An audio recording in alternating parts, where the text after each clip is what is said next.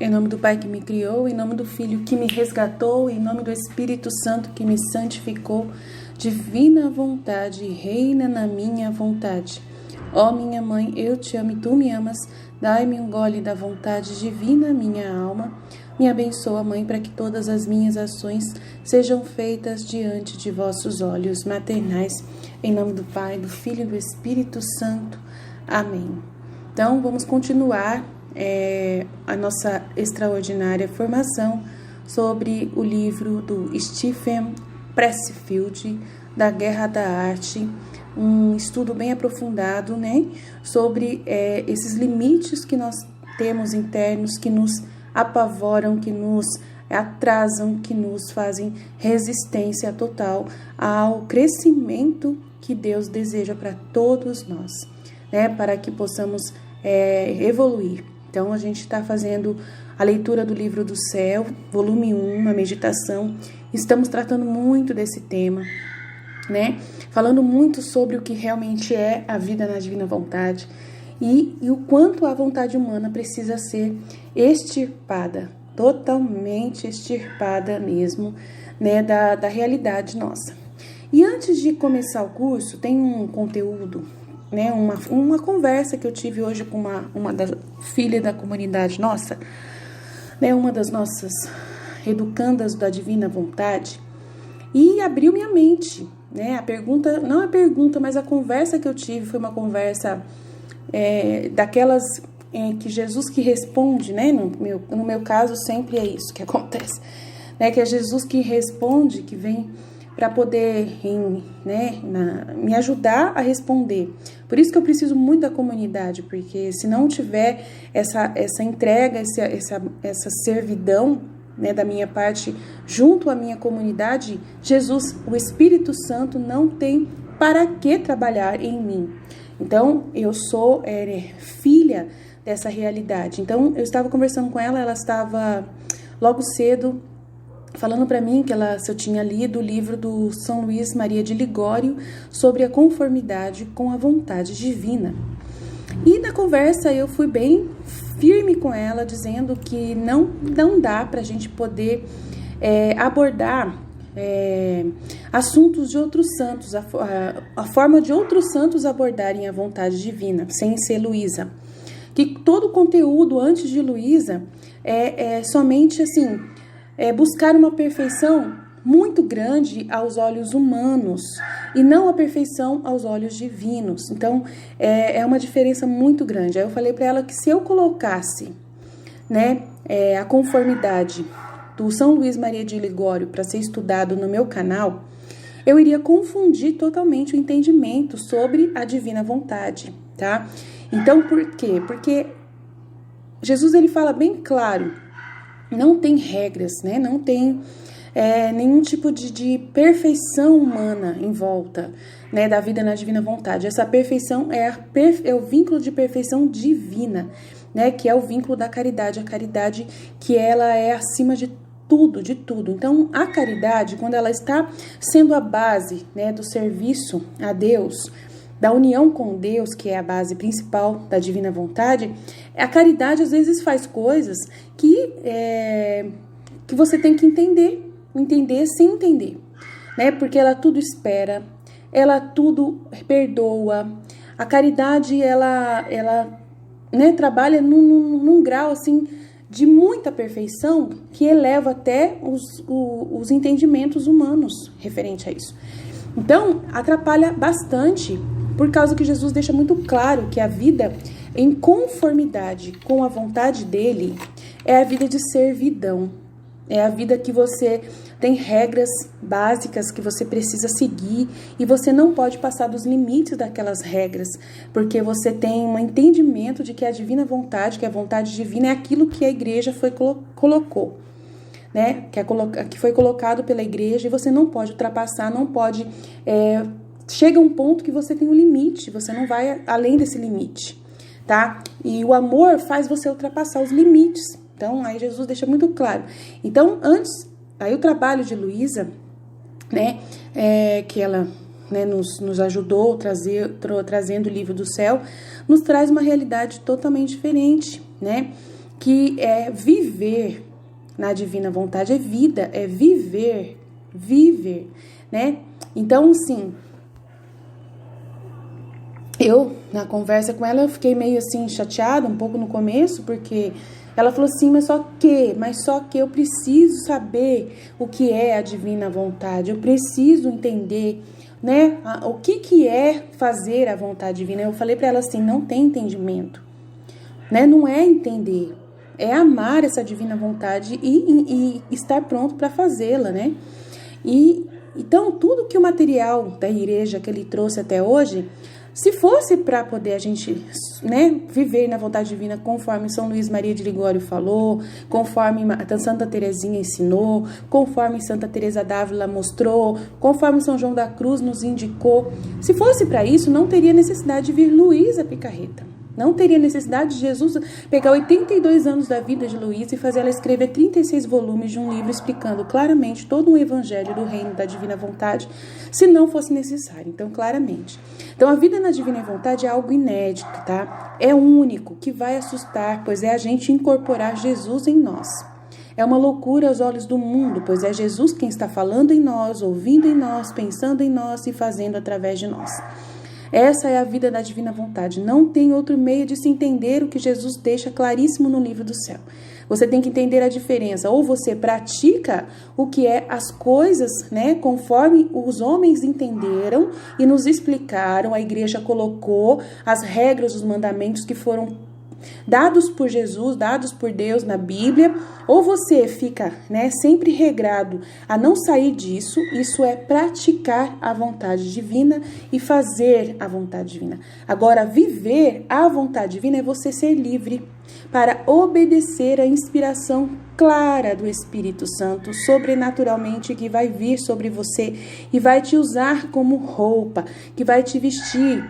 Então, aí eu gravei um áudio para ela que praticamente, assim, Jesus explicou claramente, né, o que é a vida na divina vontade do jeito que ele quer ensinar para Luísa, do jeito que ele ensinou para Luísa, tá bom? Então, eu vou colocar esse áudio para vocês antes da formação extraordinária. Fala para ela que se conformar com a vontade divina, praticar a vontade divina aos olhos dos santos, aos olhos da igreja, obedecendo regras, é fácil. Ele falou assim que é muito fácil, a pessoa quase não faz nada. Ela simplesmente só obedece os mandamentos, as regras da igreja, o que o padre pede, o que a igreja pede, o que o rosário tem que rezar o rosário, tem que fazer as coisas tudo. Isso, ele falou assim que isso é muito fácil. Ele falou assim que a vida na divina vontade não é essa. A vida na divina vontade é você ser Jesus. Então ele falou assim que o maior exemplo que ele te deu, que eu posso te enumerar, como é ser Jesus, é você cuidar das almas no lugar de Jesus, né? E como você faz isso? Quando você foi ontem atender a sua irmã, né, antes de ontem, que você foi fazer todo esse processo, você foi ele. Você assumiu as dores dele no lugar dele, você assumiu o lugar dele naquela posição onde você estava.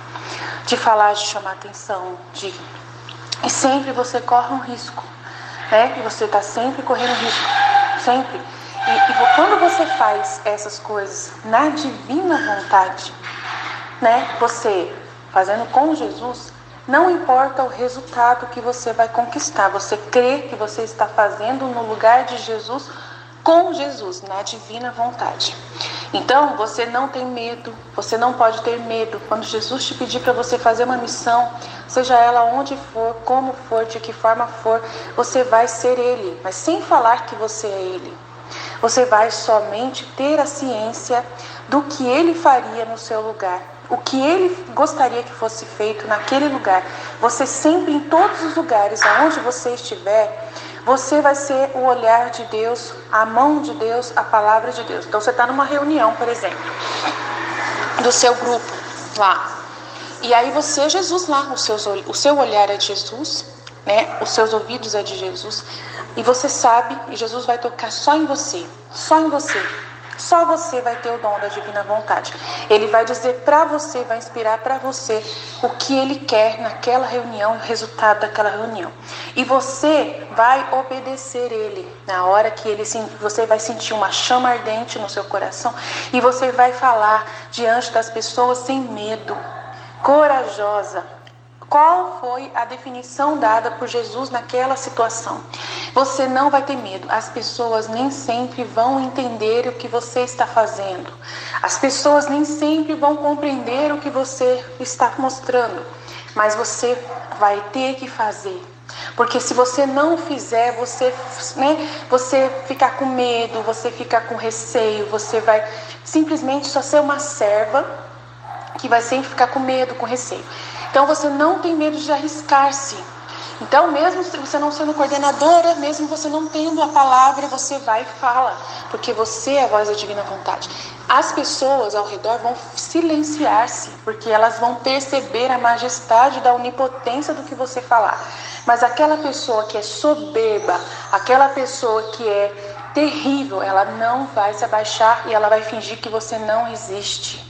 Então Jesus fala para mim assim, viver na divina vontade é claramente isso. Por isso que tem riscos, por isso que tem dificuldades, por isso que tem luta, né? E você vai passar por muito sofrimento, como Jesus passava, porque ele falava para os fariseus e entrava por um ouvido e saía pelo outro. Então tem muito disso. Então Jesus quis que eu explicasse para você, a vida na divina vontade você já está vivendo. Desde quando você está rezando, você já está vivendo. Só pelo fato de você fazer o que ele está te pedindo, o que ele está inspirando você. O Espírito Santo vai te inspirar e você vai começar a fazer as coisas e você vai falar, nossa, Aline, eu fiz e eu nem sei como que eu fiz, mas eu fiz. É assim. Você vai ser totalmente dirigida pela vontade de Deus. Então não tem regra, você não vai perguntar para ninguém, principalmente para si mesmo. Você não vai ficar questionando se eu devo falar ou não. Você vai ter uma certeza tão grande que você vai falar. Você vai ser a boca de Deus. Então, quando você ainda tiver fechada a estudar o livro do céu para entender tudo que Deus espera de você, enquanto você fica fechada, enquanto você não estudar essa realidade, não tentar entender mais um pouco mais, ele não tem tanta liberdade para poder te usar nessas situações todas. Ele fica meio amarrado, porque sempre você vai ter uma dúvida, vai ter um questionamento, e aí cada vez ele vai te avançar para águas mais profundas, para fazer coisas maiores para ele, enquanto você tiver resistências, né? Entendeu? Regras a seguir, né? Será que eu posso? Será que eu posso falar com o bispo? Será que eu posso falar com o papa? Será que eu posso mandar carta para aquele escritor? Será que eu... Aí você fica amarrada e a vontade divina não é feita e ela fica chorando num canto sem poder realizar as obras que ela tanto sonha. Então, se você ler o livro do céu, você vai entender o que é a divina vontade e como ela fica muitas vezes amarrada num cantinho de castigo porque a gente não deixa ela trabalhar, ela nos guiar. Então é isso é bem simples, Jesus explicou clarinho para mim, vou até mandar para todo mundo isso, tá bom? Jesus, eu confio em vós. Então, claramente, é isso, gente. Jesus hoje praticamente fez uma síntese exata, é isso. Então, né, aí ontem eu também falei sobre a criação, né, a criatividade, né, que o Senhor quer usar de nós, porque a gente vai ser a boca dele. Então, como que a gente vai explorar todo esse conhecimento, todo esse dom da divina vontade? É essa realidade aqui de superar as resistências. E de não ter medo, de sofrer, de passar por dificuldades. Então, a gente vai continuar a formação. Se você não ouviu ainda a primeira, segunda, terceira parte, então precisa entender para poder você partilhar, para você entender o resto, tá bom? Então, vamos seguir. Já falei para vocês um conto antigo, que se diz que é histórico, mas ninguém sabe dizer, de um mestre chamado Bodhidharma, indiano, que vivia na China, e que um dia um discípulo o procurou. Era um antigo general de guerra e estava atormentado pela vida no mundo material, que para ele parecia muito sem sentido. Os indianos chamam isso de sansara, a roda dos dias e das noites, é aquela cobra que morde o próprio rabo, a rotina repetitiva, sem nada de espiritual, nada de profundo. Ele se sentia preso nisso. Aí foi procurar Bodhidharma e disse, mestre, tira-me do sansara. O Bodhidharma virou para ele e perguntou, quem te colocou nele? Ele, mesmo fui eu, né? Só com essa pergunta ele saiu, ele percebeu que ele estava no sansara porque ele acreditava que estava no sansara, era uma decisão. Eu sou um amador porque eu não acredito que eu sou um amador. E a partir do momento que eu me sinto um profissional, eu sou. Eu amo isso a partir de hoje. É uma decisão que ninguém pode tomar por você. Entende? É um clique mental. Ninguém decide isso por você. E não é nada impossível. Aí ele vai entrar na terceira parte do nosso livro, que é o reino superior, que é a menorzinha e a mais bonita, eu acho. Ele vai falar que da mesma maneira que você tem forças da resistência que te puxam para baixo, quando você consegue lidar com a resistência e tem mérito, tem também forças acima, que são tuas aliadas. Ele vai começar a falar desse lado muito belo dele, que é todo o espiritual, toda a confiança que ele tem que existe algo mais, que se alia ao homem que é humilde em perseverança, constância e seriedade. Então, o profissionalismo é vital, pois o mais importante a respeito da arte é trabalhar com seriedade e ritmo. Algo misterioso ocorre em nossa ajuda. O poder se concentra ao nosso redor como um imã que atrai limalhas. Resistência vem do inferno e a criação do céu, que pode ser aliado ativo e entusiasmado. Vocês lembram que ele escreveu um livro que se chama O Código do Guerreiro, né? Ele vai falar que o código do profissional é como o do guerreiro, serviço e ausência de egoísmo.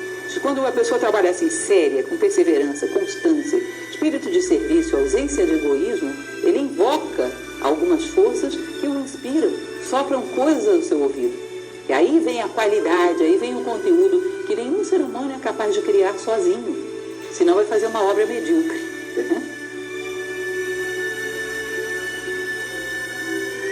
Enfrenta dragões para libertar princesa, que é plano de Deus para nós, razão de estarmos aqui. Quando lutamos contra essas forças que nos escravizam, invocamos a inspiração que vai nos dar aquilo que temos que comunicar ao mundo. Ele vai falar desse seu amigo.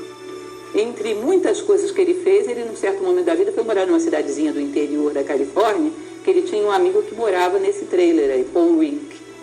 Aí ele falava para ele, olha, eu já tinha cruzado os Estados Unidos de ponta a ponta 3 vezes, tinha destruído um casamento, não me fixava em empregos, não conseguia produzir nada. E esse meu amigo me ajudou muito.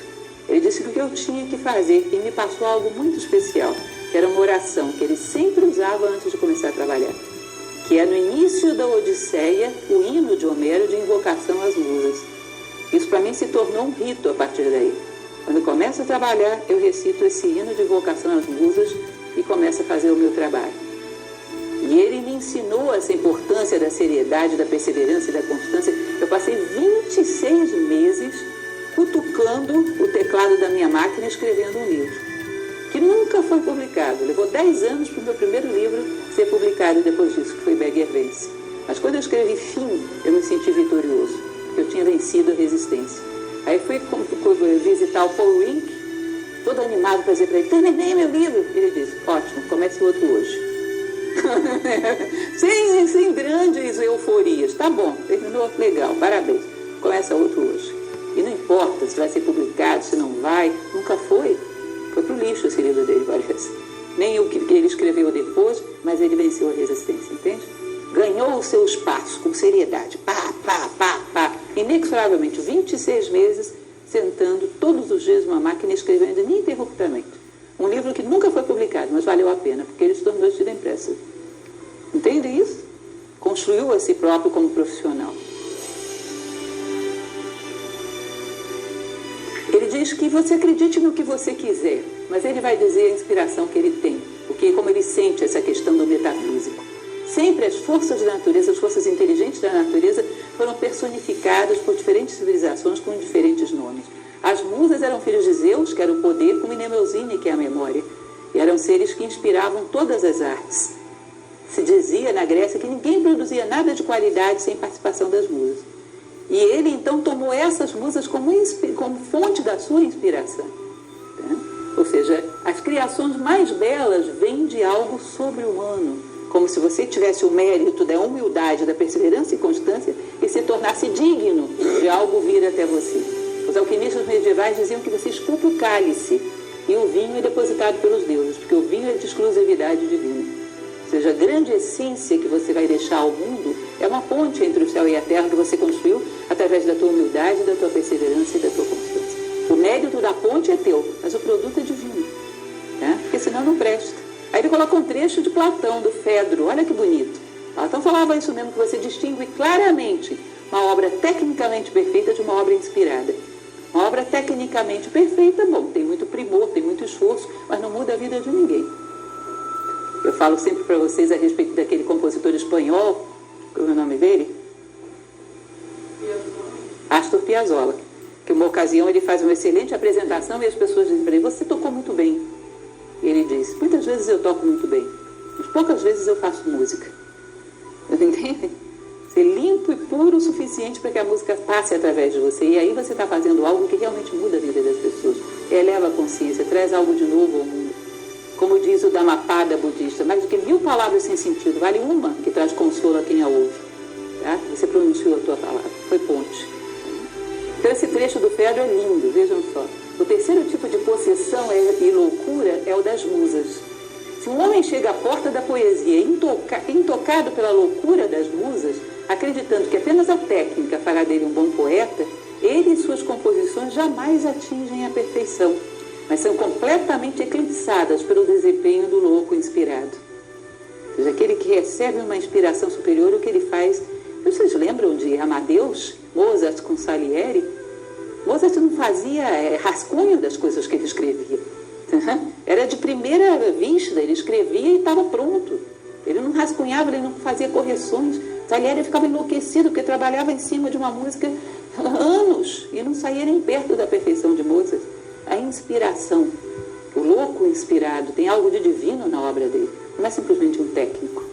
Não é uma expressão de uma vaidade humana, é algo muito profundo. Vocês não sentem quando uma pessoa, às vezes, por exemplo, um cantor ou cantora, que pode ser não tecnicamente tão perfeito assim, mas que canta com a alma e te toca, melhor do que muitas pessoas que são consagrados, eruditos, seja lá o que for. Isso é bastante perceptível. Nós sentimos que atinge o nosso coração porque partiu do coração. Aí ele coloca essa frase que é linda de William Blake, que ele diz: William Blake era um inspirado. E ele fala isso, eu acredito fielmente nessa frase dele. A eternidade está apaixonada pelas criações do tempo. Ele diz: olha, todas as tradições acreditavam que há uma dimensão que está fora do espaço e do tempo, onde há seres que são capazes de presenciar o mundo manifestado. E gostam quando as pessoas do mundo manifestado, que estão dentro do tempo, dão espaço para que eles penetrem nesse mundo através deles. Os humildes, os esforçados, os perseverantes, eles usam essas pessoas como ponte para trazerem obras perfeitas ao mundo. E gostam quando essas pessoas servem de veículo para isso. Eles se aproximam daqueles que são sérios, que são responsáveis, que são humildes e sopram coisas a seu ouvido. Os artistas sempre invocaram as musas, a mágica em abolir nossa arrogância humana e humildemente solicitar a ajuda de uma fonte que não podemos ver, ouvir ou tocar. Ele diz: olha, a musa deve ter soprado a Quinta Sinfonia em vários ouvidos e ninguém teve a pureza e a virtude suficiente para ouvir. Beethoven teve. Mas antes que existisse aqui, essas obras existem em algum lugar, atemporal, na eternidade. Elas entram no tempo através do artista, através do Criador, que é um pontífice quando tem a condição moral para isso. E aí a invocação da musa.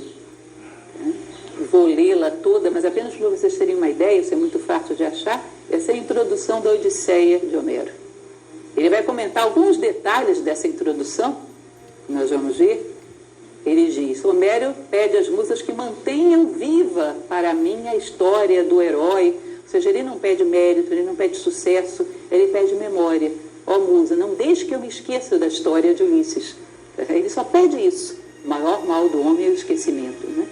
Ele vai dizer: esta canção, mantenha viva para mim a memória desta canção. Esta canção, que é a Odisseia, é na verdade o sentido da vida humana, porque todos nós vivemos uma Odisseia. Passar por vários obstáculos, derrotar vários polifemos, derrotar várias Circes, vencer vários obstáculos para chegar a conquistar o mais brilhante em nós, a nossa Ítaca. Então, quando ele diz mantenha viva essa canção, mantenha viva a memória da saga humana, de onde o homem tem que chegar e o que ele vai enfrentar no meio do caminho. E ele fala dos insensatos marinheiros de Ulisses, insensatos que destruíram por causa da carne o gado do mais exaltado sol. E tem uma passagem do Odisseia que os marinheiros de Ulisses descem numa ilha e comem o gado do deus Hélios, que era o sol. Uma profanação. Ele vai dizer: a pior coisa que pode acontecer é a profanação. É quando o homem quer os produtos do divino para fama, para atender os seus apetites, quando profana o seu trabalho por vaidade, por egoísmo, por interesses materiais, esses jamais vão produzir nada, esses jamais chegarão a Ítaca. Todos esses homens morreram, os marinheiros de Ulisses se perderam todos. Ele vai dizer, faz com que a gente faça viver o mito em todos os seus múltiplos significados. Ou seja, que a gente não esqueça que isso é simbólico, que não conta só a história de um homem chamado Ulisses, que viveu numa Troia, que até hoje ainda se discute se é mítica ou histórica. Conta a história do homem. A viagem de Ulisses é o símbolo da viagem do homem através da vida. Ser capaz de atravessar todas as adversidades sem profanar o seu sagrado trabalho, ser capaz de, como foi Ulisses, num determinado momento, tornar-se ninguém para sobreviver a Polifemo, ser capaz de se despir de todas as suas vaidades, superficialidades e chegar à margem totalmente despido, só com o seu coração protegido por um véu, preservando apenas o seu coração, e assim chegar a encontrar a sua essência, a sua Ítaca. Ou seja, são muitos detalhes, não vou falar aqui da Odisseia, mas uma coisa é certa, a Odisseia, como todos esses mitos, não estão falando da vida de um homem, estão falando da vida da humanidade. E ele então faz essa oração de Homero cada vez que vai começar a escrever. É a sua oração de invocação às musas. E agradece quando termina, todos os dias. A magia de começar, ele vai usar essa frase de Goethe que é linda. A ousadia encerra em si mesma genialidade, magia e poder. Comece agora, ou seja, rompa a inércia, ponha-se em movimento humildemente com as ferramentas que você tem e vá conquistando melhores ferramentas no meio do caminho. O equilíbrio se obtém pelo movimento, que nem numa bicicleta, né? Ela não fica em pé parada. Comece agora. A magia de começar invoca poder. Um compromisso sério com o teu trabalho gera uma ruptura da membrana que nos separa da eternidade. De uma certa maneira, esses seres começam a acessar você e te inspirar. A magia de continuar, isso é muito interessante. Ele diz que ele termina o trabalho dele, sempre vai fazer uma caminhada. Desliga tudo, apaga tudo, fecha o computador e vai fazer uma caminhada para poder relaxar. Mas sempre vai com um bloquinho. Ele diz que quando ele está caminhando, pensando em nada, começa vozes na cabeça dele. Aquela palavra que você usou na página tal, troca por tal, é mais adequada. Naquele capítulo tal, você falou uma coisa que você já tinha repetido para trás. Muda. Esse início desse capítulo fica melhor desse jeito. Ele diz, de onde vêm essas vozes? Quem são? Ele sai anotando tudo. E ele diz, esse capítulo que eu estou escrevendo agora, eu estou mudando todo o início dele de acordo.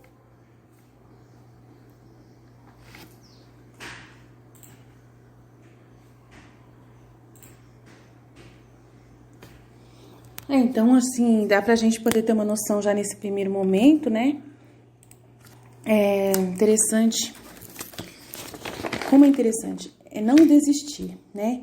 Ninguém vai me deter. Isso é ser o profissional. É aquele que já assim, entendeu que a resistência não tem mais poder sobre ele, né? Então, ele assume realmente essa vida divina, né, que a gente tanto fala, né, que Deus quer que a gente viva. Essa vida divina de criação, né, de você não mais se deixar resistir por nenhum motivo, não ficar falando com você mesmo, não tendo mais medo, desconfiança, não ficar dando mais ouvidos às vozes da resistência externas também, né, não mais se sentir incapaz de fazer, você faz mesmo sendo incapaz. Nenhum sentimento vem para poder atrapalhar mais, tudo é focado, você foca e você é profissional, a partir de agora você assume essa realidade, né? E aí é uma decisão interna que você quer ser esse profissional, você quer estar, né, lá no campo de batalha, você quer estar lá na arena lutando, não quer mais ficar, né, na arquibancada assistindo mais a sua vida passar, você quer estar no alvo, né? Sempre. Então, não importa se você vai aceitar, né? Se você vai acertar as coisas que você vai fazer, Deus sempre vai te fazer vencer através da sua doação. Sempre você vai vencer diante de Deus. Mas agora, diante dos homens, isso não quer dizer nada. Se os homens vão aceitar aquilo que você vai fazer, que você vai falar, que você vai produzir, não importa.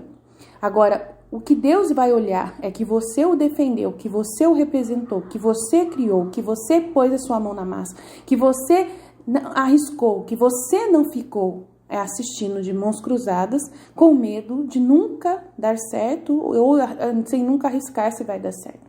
Então, seja profissional, siga as inspirações. Então, as inspirações, as musas, como eu já disse, são as inspirações dadas por Deus, o Espírito Santo. Ele que santifica o homem. Então, é o Espírito Santo que rege, que vai inspirando você. Então, seja profissional e não importa se vai ter sucesso. Jesus fala que ele não olha o sucesso das ações. Ele só olha o trabalho doado, o amor com que foi feito, a dedicação com que foi colocado naquele trabalho. Então, tem muitas coisas que a gente faz que são erradas, ele vai recompensar do mesmo jeito, né? Quando a gente, na nossa miséria, na nossa pequenez, a gente, para fazer um ato que a gente entendeu que é para fazer, que você sabe que a divina vontade é convencer uma pessoa, né? É tentar você convencer uma pessoa de que ela precisa fazer um tratamento médico,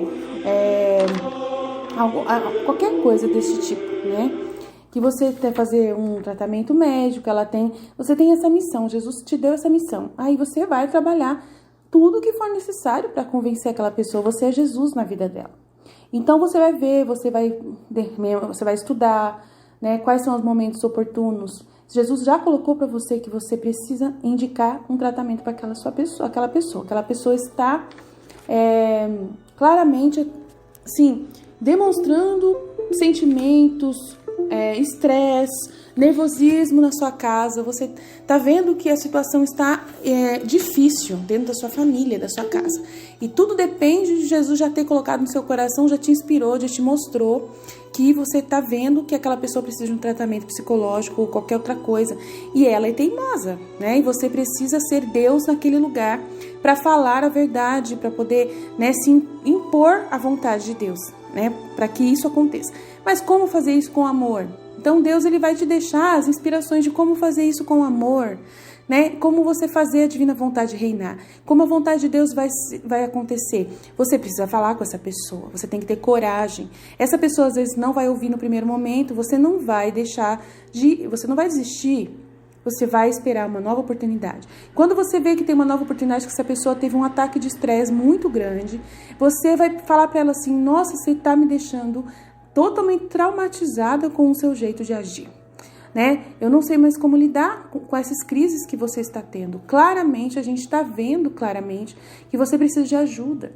E aí você vai pedir ajuda de alguém, você vai chamar alguém para poder ver, você vai gravar um áudio, vai fazer um vídeo, eu não sei como que você vai fazer. Jesus não vai ficar olhando para a forma que você está fazendo para conseguir o objetivo, tá? O que Jesus vai olhar? O amor que você está dedicando naquele fato, né? Então, assim, Jesus, ele tá vendo tanto amor doado, né? Se você vai conquistar o objetivo, não importa, mas ele tá vendo o amor. E por ele ver o amor, ele vai, né, ficar de olho no que você tá fazendo. Ele vai estar, né, te ajudando, vai te instruindo se você der a mão para ele, se você chamar ele para ir com você. Se você rezar, vem divina vontade nesta ação que estou a fazer e em todas as ações que eu vou fazer durante este dia. Minha mãe, eu te amo e tu me amas, dai-me um gole da vontade divina minha alma, me abençoa para que todas as minhas ações sejam feitas diante de vossos olhos maternais. Aí você vai e vai fazer aquilo que você sabe fazer. Entendeu? Porque nem sempre Jesus vai te explicar claramente como vai ser. Então você sabe qual é a vontade de Deus, ele te inspirou, você entendeu agora como você vai conquistar, quais os meios que você vai fazer, ele vai deixar para você. Você tem 30% da colaboração e ele tem 70% da colaboração. A principal parte, que é a mais difícil, é saber o que você tem que fazer. Agora, os meios para conseguir é você que vai usar. Então, às vezes você vai fazer alguma coisa que você, nossa, eu errei feio, não era pra mim ter feito desse jeito. Mas aquele jeito que você errou vai desenvolver outra coisa na divina vontade. A divina vontade, ela aproveita tudo, nada se perde. Então, de repente, você quer convencer uma pessoa do remédio, que ela tem que tomar um remédio, que ela tem que fazer um tratamento. E aí você faz um vídeo para mostrar pra ela, você faz um vídeo para mostrar pra mãe dela, você faz um vídeo para mostrar pro padre ver e ele vir falar com ela e te ajudar.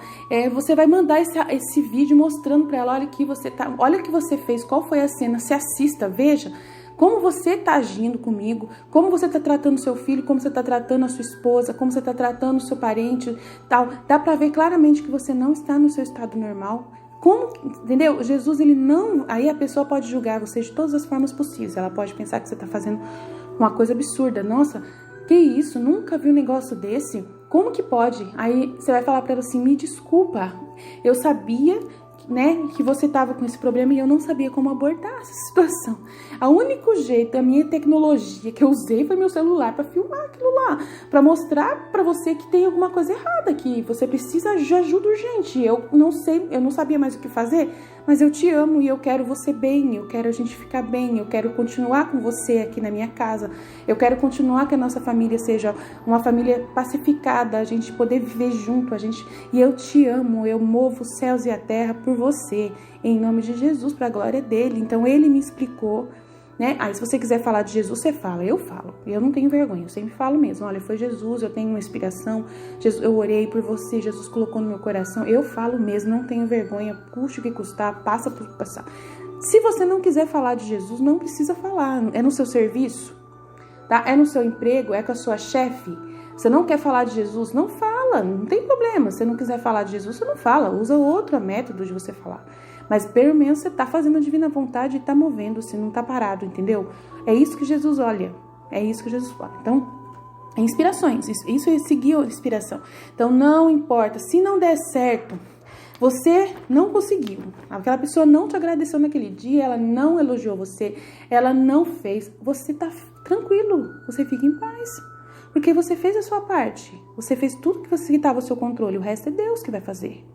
Aí você deixa Deus fazer o resto. Se a pessoa vai fazer, ela não fizer, amém. Se não fizer, pelo menos agora você já sabe que ela tá com esse problema, você já mostrou pra ela.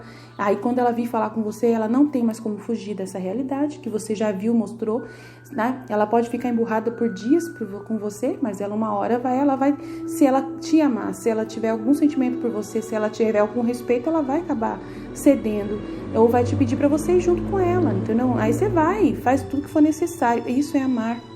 Isso é amor puro, doação. Você não para de viver na graça de Deus. Tá? Jesus não vai julgar as técnicas que você vai usar para conquistar esse bem para aquela pessoa. Não vai. E Jesus não quer que você desista nunca. Passe pelo que passar, enfrente o que enfrentar. Jesus não quer que você desista, você não pode desistir. Tá bom? Então você tem que ser firme no objetivo que você está traçando. Então é isso. Aí ela fala também, usando somente as técnicas, sua obra não alcança a plenitude. Então é aquilo que eu falo. Né, eu falei no áudio. Se você ficar usando regras, técnicas já pré-concebidas, você nunca alcança a plenitude. Então sempre uma inspiração, um bom livro, quando é escrito, é ali na espontaneidade. Quando é uma obra, uma música bem feita, é na espontaneidade. Não é tantas técnicas que vão fazer aquela música realmente ser uma música sucesso, que vai tocar nas rádios e que vai fazer. Igual aquele cara que fez a música da caneta, né? Meu Deus do céu, como que aquela música ficou na cabeça das pessoas? Foi uma inspiração, maluca, doida, mas que pegou, tocou na mente das pessoas, virou marketing naquela música, né? É uma simplicidade enorme aquele cara, né? Depois ele ficou até famoso na internet por causa da música, mas ele não conseguiu fazer outra música que emplacasse como aquela música. Foi uma inspiração, né? É uma inspiração louca, né? Sabe? A Musas Loucas, né, que trouxeram uma coisa nova, uma coisa que ninguém estava esperando, que era tudo que precisava para aquele momento, né? Naquele momento ali as pessoas precisam se distrair, precisa ter essa cultura, essa alegria, e a felicidade vem dessas inspirações malucas, né? Vem disso. Então, assim, é o toque divino de Deus, né? Essas inspirações, as vozes que são faladas na sua mente, os sonhos que você tem, que você coloca em prática, mesmo que você não entenda por que você sonhou aquilo, mas aquilo vai te levar a uma inspiração que vai fazer a sua obra ser melhor, né? Você que trabalha com alguma coisa, você tem alguma inspiração criativa, aquilo é o Espírito Santo que está agindo, aquela musa é o Espírito Santo, a inspiração viva agindo em você. Isso é perceptível, tá? A inspiração apaixona e atrai a beleza divina em nossas obras humanas. Os perfeccionistas sempre se unem com os artistas, porque ele precisa de uma fonte de inspiração, né? De alguém que é inspirado. Então, os perfeccionistas que seguem muitas regras para conseguir grandes feitos, eles precisam ter um toque do artista, daquela pessoa inspirada. Então, quando se unem, né, no amor, isso é inspiração também para o perfeccionista, que para fazer um trabalho bem feito, ele não liga de se unir com outra pessoa, de fazer algo unido com a comunidade, com outra pessoa, né? Pega a colaboração de alguém, isso é união, isso é divino também. Então, a importância da oração, né? Ela falando que ele ora todos os dias invocando as musas. O que é isso? É oração. É você invocar o Espírito Santo logo cedo de manhã. É a oração que mais a gente reza. Vinde, Espírito Santo, vinde por meio da poderosa intercessão do Imaculado Coração de Maria, vossa amadíssima esposa e nossa mãe. Amém. Para que ele possa vir, vem divina vontade nesta ação que estou a fazer e em todas as ações que eu farei durante o dia. Essa é a ação da divina vontade, essa inspiração viva que vai fazer com que todas as suas ações sejam unidas com as ações de Jesus, que é a fonte da sabedoria infinita. Jesus é a fonte da sabedoria. E é Ele quem nos instrui. Então, ele vai caminhar, ela falou que ele vai caminhar e fica ouvindo vozes explicando para ele como que deveria fazer certas coisas. E ele vai anotando. E é sempre no momento que ele parou tudo e as vozes começam a vir falar com ele. Aquela palavra que você tinha, você podia trocar por aquela, você deveria acrescentar aquilo. Ele fica, cadê? Da onde que vem isso? Da onde que vem essas vozes? Ele fica encantado. É o Espírito Santo, é a divina vontade, querendo que você faça o seu melhor, que você se realize. É o Espírito Santo querendo que você se realize na obra que você está fazendo. A coisa mais maravilhosa do mundo é você ter essa ajuda, né, do Espírito Santo te guiando. É muito maravilhoso isso. Então, essa é a vida na divina vontade, de verdade. É como vai ser, né? No reino da divina vontade, a gente vai ter toda a liberdade para poder viver e aproveitar esse momento, porque vai ser o momento do evangelho da divina vontade sendo pregado na terra. Uma nova evangelização após o aviso, que é a iluminação das consciências, que vão fazer todo mundo entender a divina vontade, né? Essa realidade que eu acabei de apresentar para vocês, que Jesus deseja. Então, uma coisa que eu escrevi também no grupo, que Jesus falou muito claro para mim, né? Que eu falei hoje no grupo, eu vou ler para vocês terem uma ideia, assim, que, né, ele sintetizou bem, né, o dom de viver na divina vontade e abriu muito a minha mente. Eu fiquei meditando por horas e ouvi os últimos áudios que fiz no capítulo 18 e 19 do livro 1 hoje, né, que eu falei e coloquei hoje. Entendi tudo o que eu falei, porque eu falei que reparar Jesus é justamente viver assim como eu disse no áudio. Ele, quem estava sozinho por milênios, teve que manter a verdade sem o apoio dos homens. Né? Ele estava lá no Santíssimo Sacramento, ali, presente na igreja, e ninguém ouvia, ninguém estava dando, né, ouvidos à inspiração do Espírito Santo que ele mesmo enviou para nós.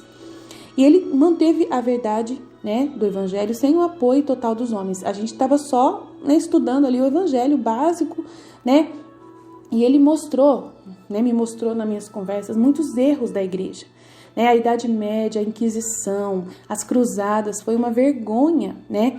As lutas contra heresias era tudo medo, muito medo, né? A vontade humana, tudo isso era tudo na vontade humana. Todo esse estudo da igreja até hoje foi dentro da vontade humana, com medo, com desconfiança, com dúvidas, né? Não queriam dar vazão à ação do Espírito Santo. Quando vinha alguém com uma novidade, eles não ouviam. Quando via alguém com uma novidade, eles falavam que era outra religião, que já era outra forma. Por isso que a igreja precisou se dividir, né? Ele permitiu, a divina vontade permitiu, para poder as verdades, né, forem assim. Aí você vai falar para mim, é absurdo que você tá falando, porque as heresias, elas vêm para atrapalhar tudo, com certeza vêm para atrapalhar tudo.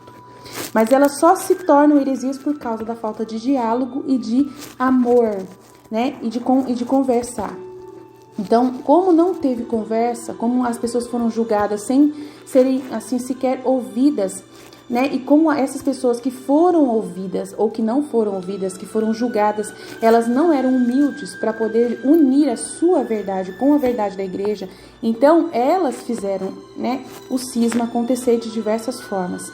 Então, sempre a igreja estava fechada para o diálogo, julgava e ponto final, colocava um ponto final bem grande, que aquela pessoa estava batendo numa tecla, ela orgulhosa, a igreja também orgulhosa de não insistir né, em deixar aquela pessoa, vamos estudar, vamos repensar de novo, vamos pedir a unção do Espírito Santo, vamos, acabou, não tinha oração, não tinha união. Cadê a oração? Cadê o Espírito Santo? Cadê a invocação? Cadê a amizade? Cadê o amor? Cadê nada? Não tinha nada, só tinha briga. Então, assim, Jesus colocou muito claro para mim que todas essas heresias que aconteceram logo no começo da igreja, né, foram muito combatidas sem diálogo. Isso faltava, mas só que era a vontade humana que estava reinando na terra, não tinha como, entendeu? Assim, o evangelho, Jesus deixou muito claro, o evangelho era papinha de bebê. A igreja tinha acabado de nascer, era papinha pra gente, tá? Aí você vai falar que absurdo você chamar o evangelho, meu Deus, de papinha. Mas gente, ela era uma papinha ainda, que daí a partir do evangelho, pela unção do Espírito Santo, aí eles foram desenvolvendo o tema. Aí veio os nossos pais da igreja, Paulo, né, Pedro, as cartas de João, né, Apocalipse, né, tantas outras cartas que foram adicionadas no final, ali os Atos dos Apóstolos.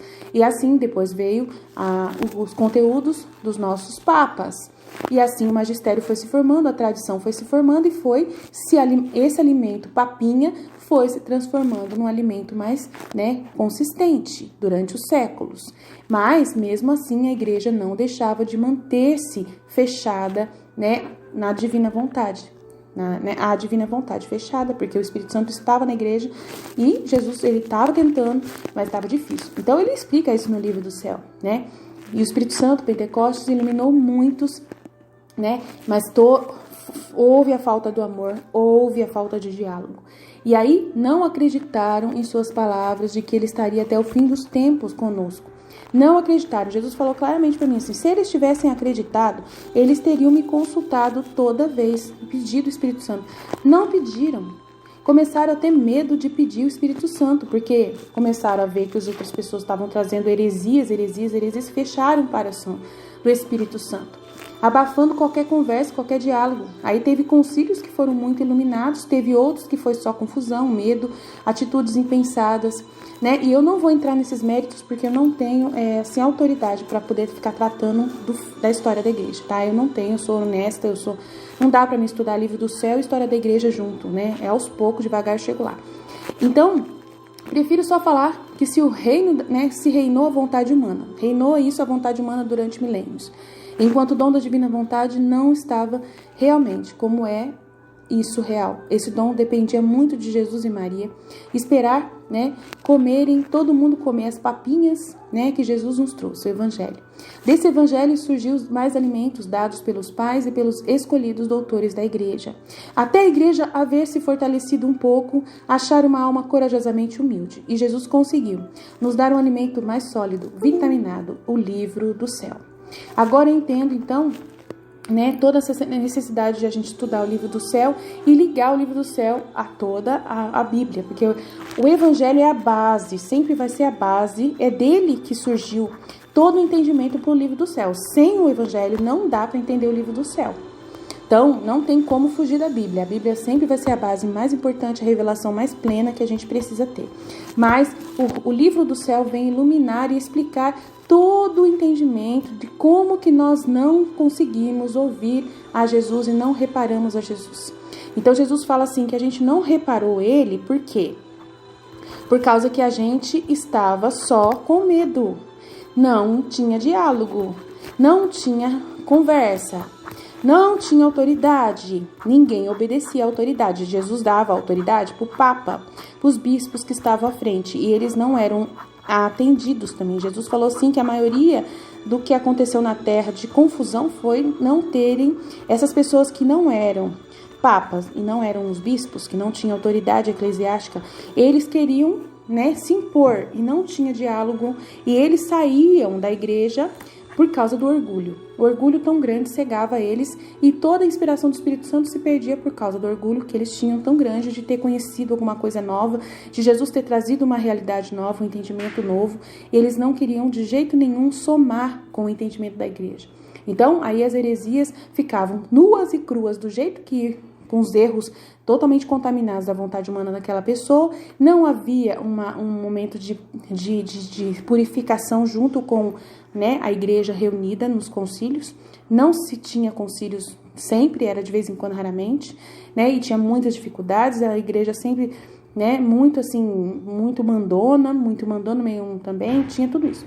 Aí aconteceu a Inquisição, aconteceu esse negócio de chamar de bruxa as mulheres que tinham conhecimento, porque o demônio realmente estava na terra e reinando bastante. E o demônio estava aproveitando também bastante do orgulho das pessoas, né? E ele contaminava muitas coisas. Mas só que eu vou falar uma coisa para vocês, né? Jesus dele fala muito assim que o demônio atrapalhou tanto mais a igreja, pelo medo dela, né, se abrir, atrapalhou mais a igreja do que atrapalhou as outras pessoas, né? Então, assim, que se espalhou pelo mundo inteiro verdades muito preciosas do Espírito Santo que foram ignoradas pela igreja durante esses milênios. Mas só que como não tinha união, como não tinha amor, como não tinha diálogo, até hoje é assim ainda. Se fosse diferente, o conteúdo da Luísa Picarreta estaria à disposição nossa, né? Tá fechado, ninguém fala, por quê? Porque ainda tem medo. A igreja tem muito medo.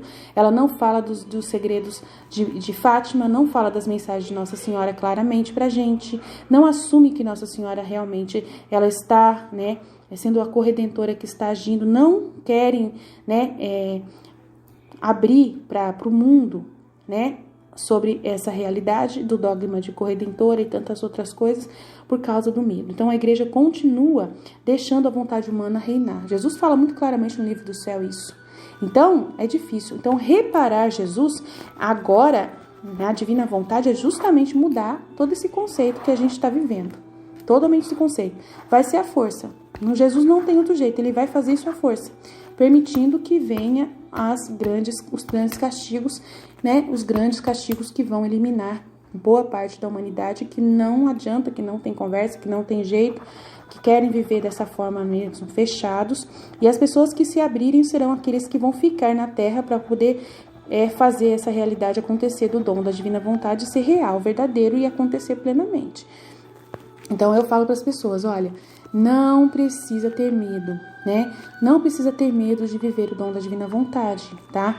Jesus, ele não vai pedir nada que você não seja capaz de doar, né? E aí hoje uma pessoa falou lá, né? Eu queria ficar enclausurada numa coisa. Eu falei, não tem problema, é assim, né? Não é assim, né? Não é assim. Depois ela ficou, né? Não, Aline, não quer dizer que eu não quero ficar com a minha família. Não, eu falei pra ela, não vamos parar de justificar. A gente não precisa justificar mais, né? Quando a gente se justifica, né? Jesus me ensinou isso. Eu também me justifico muito aqui, né? Nos meus áudios. Mas Jesus hoje me ensinou que justificar-se é querer estima humana. É difícil, mas eu também sofro por saber que meu eu precisa disso ainda, né? Me justificar. Mas estamos num processo, nós vamos vencer. Ele está nos virando do avesso, né? Estamos numa rota do eclipse. E ele vai mudar o sentido da rota do eclipse, né? Ele ainda está revelando a lua, a terra em nós. Só depois que virmos a terra em nós, a vontade humana plenamente reconhecida pela luz do sol que se aproxima da lua, né? A lua que se aproxima do sol. Nesse momento é a lua, que é a terra, se aproximando do sol. Então, é a vontade humana se aproximando do sol. Então, o que acontece quando a vontade humana está se aproximando do sol? A revelação do que ela é. Revelação do que é a vontade humana. Tudo que é miséria em nós está sendo revelado. Para a gente poder saber quem é a vontade humana. Depois que a gente souber a vontade humana, muda o sentido. Aí vai ser o sol que vai se aproximar da lua. E aí, quando o sol está vindo em direção à lua, ele assume totalmente a luz da lua e a lua desaparece, só o sol fica, né, passa na frente e assim a gente só vê a luz do sol e é Jesus vivendo em nós plenamente, não tem mais nada humano que esteja ainda impedindo a ação da divina vontade de agir. Então, primeiro processo, enquanto a gente está lendo o livro do céu e estudando o livro do céu, é esse processo da lua se aproximando do sol e sendo revelada toda a realidade humana nossa. Isso é só quem buscar viver na divina vontade que vai conhecer, tá? Quem nem começar nunca vai conhecer, vai continuar vivendo na servidão, tá? Vai continuar vivendo assim, tendo que ser escravo, entre aspas, sendo servo. Aí a pessoa que quer ser filho, primeiro precisa se aproximar do sol divino de Deus e conhecer a sua vontade humana. É o primeiro processo, não tem como fugir dessa realidade. tá? Depois que vimos a terra em nós, a vontade humana plenamente reconhecida pela luz do sol, só depois o sentido muda. E aí o sol vai ficar na frente da lua e a lua totalmente desaparece, a terra desaparece. E graças a Deus, que alívio, né? Quem não entrar nesse processo não vive o dom da divina vontade. Só quem começou a perceber o ser humano e a voz de Jesus dentro de si está com o sol já em cima, né? Em cima, perto da lua. Próximo da lua, clareando tudo. Ele vai virar o sentido do sol ficar assumindo a frente. Quando acontecer isso, né, você não tem mais alcance, né, a sua vontade humana já vai estar sendo totalmente dada a Deus, totalmente vivida para ser vida com Deus, né?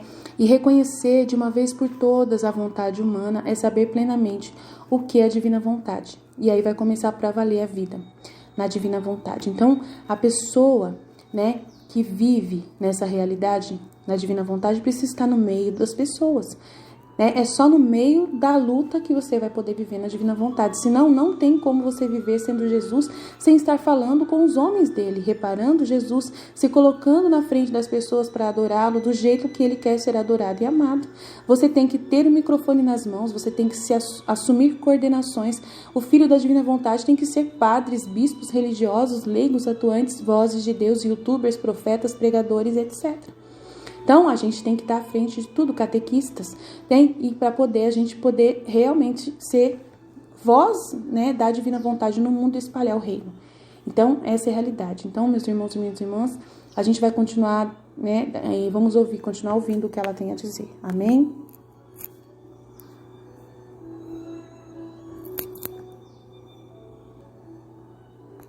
Sensatos marinheiros de Ulisses, insensatos, que destruíram por causa da carne o gado do mais exaltado sol. E tem uma passagem do Odisseia que os marinheiros de Ulisses descem numa ilha e comem o gado do deus Hélios, que era o sol. Uma profanação. Ele vai dizer, a pior coisa que pode acontecer é a profanação.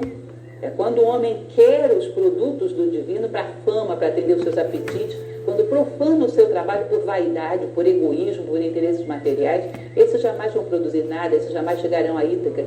Todos esses homens morreram, os marinheiros de Ulisses se perderam todos. Ele vai dizer, faz com que a gente faça viver o mito em todos os seus múltiplos significados. Ou seja, que a gente não esqueça que isso é simbólico, que não conta só a história de um homem chamado Ulisses, que viveu numa Troia, que até hoje ainda se discute se é mítica ou histórica. Conta a história do homem. A viagem de Ulisses é o símbolo da viagem do homem através da vida. Ser capaz de atravessar todas as adversidades sem profanar o seu sagrado trabalho. Ser capaz de, como foi Ulisses, num determinado momento, tornar-se ninguém para sobreviver a Polifemo. Ser capaz de se despir de todas as suas vaidades, superficialidades e chegar à margem totalmente despido, só com o seu coração protegido por um véu, preservando apenas o seu coração. E assim chegar a encontrar a sua essência, a sua Ítaca. Ou seja, são muitos detalhes, não vou falar aqui da Odisseia, mas uma coisa é certa, a Odisseia, como todos esses mitos, não estão falando da vida de um homem, estão falando da vida da humanidade. E ele então faz essa oração de Homero cada vez que vai começar a escrever. É a sua oração de invocação às luzes. E agradece quando termina, todos os dias. A magia de começar, ele vai usar essa frase de Goethe que é linda. A ousadia encerra em si mesma genialidade, magia e poder. Comece agora, ou seja, rompa a inércia, ponha-se em movimento humildemente com as ferramentas que você tem e vá conquistando melhores ferramentas no meio do caminho. O equilíbrio se obtém pelo movimento, que nem numa bicicleta, né? Ela não fica em pé parada. Comece agora. A magia de começar invoca poder. Compromisso sério com o teu trabalho, gera uma ruptura da membrana que nos separa da eternidade. De uma certa maneira, esses seres começam a acessar você e te inspirar. A magia de continuar, isso é muito interessante. Ele diz que ele termina o trabalho dele, sempre vai fazer uma caminhada. Desliga tudo, apaga tudo, fecha o computador e faz uma caminhada para poder relaxar. Mas sempre vai com um bloquinho. Ele diz que quando ele está caminhando, pensando em nada, começa vozes na cabeça dele. Aquela palavra que você usou na página tal, troca por tal, é mais adequada. Naquele capítulo tal, você falou uma coisa que você já tinha repetido para trás. Muda. Esse início desse capítulo fica melhor desse jeito. Ele diz, de onde vêm essas vozes? Quem são? Ele sai anotando tudo. Ele diz, esse capítulo que eu estou escrevendo agora, eu estou mudando todo o início dele de acordo com umas instruções que me sopraram ontem. Ou seja, parece que tem alguém soprando coisas para a gente. Parece que são seres inteligentes que sabem mais do que a gente, que são todos palpites bons. Todo artista sabe disso, toda pessoa que realiza uma obra, e quando ele vai a seu limite, parece que vem alguém, alguma força sutil, e sopra mais alguma coisa, acrescenta mais alguma coisa. E aí entra a beleza, aí entra o toque de arte, aí entra o requinte do mestre. Eu saio para caminhar todo dia com um bloquinho, porque vem um monte de coisa na minha cabeça. Na hora que eu fechei o computador, eu não estou pensando em nada. De onde vêm essas vozes? Quem são elas? Seres inteligentes e organizadores que se aliam a nós. Por isso, verdadeiros artistas são modestos, pois eles sabem que estão tomando ditado apenas. E são invejados por quem não consegue se conectar. Os verdadeiros artistas sabem que ele está tomando... O que é? Anota. Ou seja, ele não é vaidoso, ele não toma mérito para si. O verdadeiro artista é assim, que nem Nelson Freire faz. Tá? O outro é um arrogante, um técnico. Olha que lindo isso, é uma frase dele. Os cabalistas acreditam que acima de cada lâmina de capim existe um anjo gritando: cresça, cresça. Eu vou mais além. Acredito que acima de toda a raça humana haja um super anjo gritando: evolua, evolua. Como é bonito, né? Como é inspirador. E aí ele vai contar de 2 sonhos dele. Ele fala, quando você tiver um sonho muito sagrado, muito especial, não conte, porque é uma intimidade entre você e a sua musa. A menos que contar possa ajudar outra pessoa a vencer a sua própria resistência. E aí ele conta 2 sonhos sagrados que ele tem. Tanto que quando ele vai escrever, ele diz que ele coloca a abotoadura que foi do pai dele e algumas coisas referentes a esses sonhos. Né? Uma vez ele trabalhava no cais do porto. Esse cara fez de tudo na vida, já falei para vocês. Foi fuzileiro, foi motorista de caminhão, trabalhou no cais do porto, fez de tudo. Ele trabalhava no cais do porto, né? E aí um dia ele teve um sonho de que ele estava dentro de um grande navio, um porta-aviões, que estava preso em terra firme. Não sei como aconteceu aquilo, que ele estava a alguns metros de distância do mar, encalhado em terra firme. Continuava descendo, subindo os aviões, mas ninguém sabia como tirar aquele porta-aviões de lá. Ele diz que ele via a tripulação correndo para lá e para cá e procurando pelo largo. Quem era o largo? O largo era um sargento antigo, um velho lobo do mar, experiente, maduro, que todo mundo sabia que se alguém tinha uma solução para aquele problema era o largo. Era aquele cidadão, aquele suboficial experiente, que na verdade quem sabia as coisas era ele. Ele via todo mundo, a esperança do pessoal era o largo. De repente ele vem um oficial, que era o capitão, ele vê um capitão vindo, ele estava escorado na beira do navio, aí o capitão chega para ele, angustiado, triste, e fala, pois é, como é que nós vamos sair dessa, largo? Aí ele percebeu que o largo era ele. Ele levou aquele susto e acordou. Ele disse, quem me inspirou esse sonho? Quem me disse, você tem a experiência para colocar o seu barco navegando? De onde vem esse tipo de sonho? Quem é que sopra isso no teu ouvido? Numa outra ocasião, onde ele também estava trabalhando numa outra coisa que eu nem me lembro agora, ele fala de um outro sonho que também é lindo. Ele diz que ele dormia lá num galpão com seus companheiros operários. Ele passou por muita dificuldade. Um amigo comprou um livrinho na cidade de Nova Orleans, livrinho de banca de jornal, como meditar. Ele diz que ele ficava lendo aquilo ali e uma hora, de vez em quando, ele ia lá fora, quando terminava o trabalho, e tentava praticar aquilo. Diz que ele se sentou em posição de meditação. De repente ele viu nitidamente, como se estivesse acordado, uma águia vindo e pousando no ombro dele. E aí é como se ele tivesse se transformado na águia. A cabeça dele fosse a cabeça da águia, as asas da águia, e ele saiu voando. Ele ficou apavorado com aquilo, e pensando que ia cair, né, com medo. Aí ele percebeu que o ar é tão sólido como o chão, como a terra. Que uma ave ela não corre risco nem basta ela abrir as asas. Que o ar é duro, é sólido. Né? E aí ele perguntou para a águia, o que eu tenho que aprender com isso? E ela disse, as coisas que você considera sutis são tão reais quanto aquelas coisas sólidas que você toca. Por exemplo, os seus sonhos. Entende? O ar é duro, é sólido, embora pareça sutil, pareça nada, é tão real quanto aquelas coisas que você toca. Ele disse, olha, alguém estava me tratando como se eu fosse uma criancinha e querendo ensinar o beabá da vida para mim. De onde vêm esses sonhos? Esses sonhos que são muito sagrados, o ideal é que você os tome como uma intimidade tua. Não comunique a não ser que seja em benefício de alguém. Olha, é impressionante esse nível de experiência. É muito profundo, muito bonito. Ele tem aquilo, na Grécia eles chamavam de uma espécie de teofania, uma visão do sagrado, e pela boa intenção e pela perseverança dele de encontrar os seus sonhos. E realmente são sonhos muito especiais. E ele tem na sua mesa lá uma fita escrito largo, ele tem uma lembrança, ele considera esses sonhos como um episódio sagrado na vida dele. Ele fala desse Tom Longley, esse filme que também nunca ouvi falar na minha vida, não sei se alguém conhece, Billy Jack. Ele era um ator, trabalhava nesse filme. Diz que depois ele era psicólogo e se tornou psicoterapeuta. Quando as pessoas eram condenadas por doenças terminais, ele senta com as pessoas, ele morreu recentemente, Tom Longley. Disse que ele sentava com as pessoas e perguntava qual é o seu sonho. Aí uma pessoa dizia que tinha sonho de trabalhar com crianças com câncer, o outro tinha sonhos de fazer não sei o quê. Ele dizia, vai lá e faz. E a pessoa simplesmente, nessa hora, com a iminência da morte, considerava essa coisa mais importante do mundo e ia fazer. Ele diz que muitas vezes a família achava que ela tinha enlouquecido, era aquela doideira. Muitas vezes essa pessoa largava tudo e ia realizar os seus sonhos e o câncer começava a regredir. Ele diz, muitas vezes essas doenças podem ser uma vingança do teu corpo pelos teus sonhos que não foram realizados, pela vida que você não viveu. Diz que em vários casos a doença regrediu, a pessoa largou tudo, foi cuidar de orfanato, de asilo, de não sei o quê, foi fazer o que sonhava e a doença começou a regredir. Ele diz, essas pessoas nesse momento veem isso como uma prioridade absoluta. E tudo que era importante antes perde o foco. Ele diz, bom, será que a gente precisa chegar perto da morte para poder tirar o foco de um ponto para outro? Aí que ele vai entrar com essa teoria junguiana, que também é algo muito interessante, porque parece que Prescott tem uma precisão para saber tudo o que é bom. E Jung é realmente fantástico. Ele vai falar dessa definição do ego, do self de Jung. Ele faz até um desenho, vamos mostrar daqui a pouco. Ele fala desse ego como pequeno eu, porque tanto ego quanto self significa eu. Esse pequeno eu, que é um núcleo dentro da nossa consciência, encarregado da sobrevivência.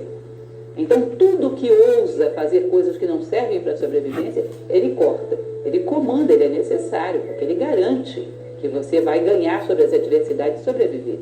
Mas ele corta qualquer iniciativa que não sirva a ele. Diz que a resistência é um agente a serviço do ego, do pequeno eu.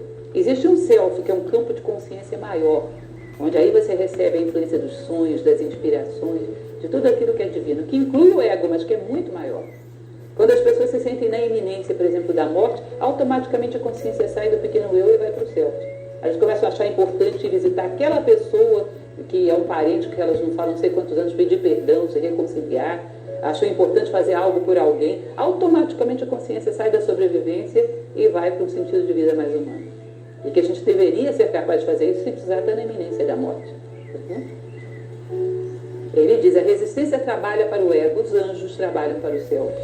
Ou seja, essa força divina trabalha para que a gente polarize no self, e quando a gente o faz, elas começam a contribuir, elas começam a patrocinar os nossos projetos e nos inspirar.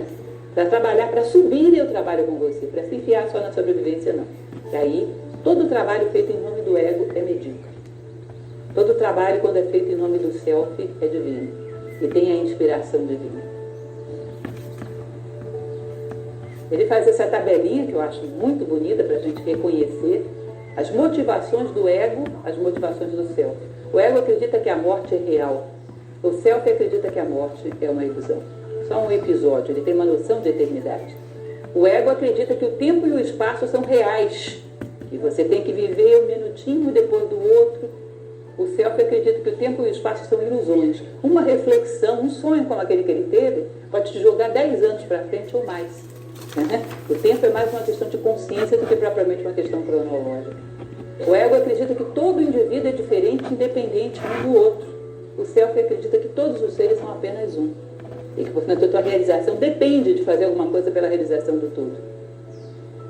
O ego acredita que o impulso predominante da vida é a autopreservação, é instinto. O self acredita que o impulso predominante da vida é amor, é inclusão, é a busca do todo. O ego acredita que Deus não existe. E o self acredita que só existe Deus. Imaginem, são dois mundos, todos dois dentro de nós. E um promove a realização humana e o outro a sobrevivência animal. Por isso, naquele filme que eu acho tão bonito, que é o Coração Valente, tem uma passagem que o herói diz, todos os homens morrem, nem todos vivem. Alguns só sobrevivem. Lembram de Wallace falando isso? Ou seja, alguns só têm ego, morrem sem conhecer o self, morrem sem conhecer a si próprios, estranhos para si mesmos. E, evidentemente, sem contato com nada de mais espiritual.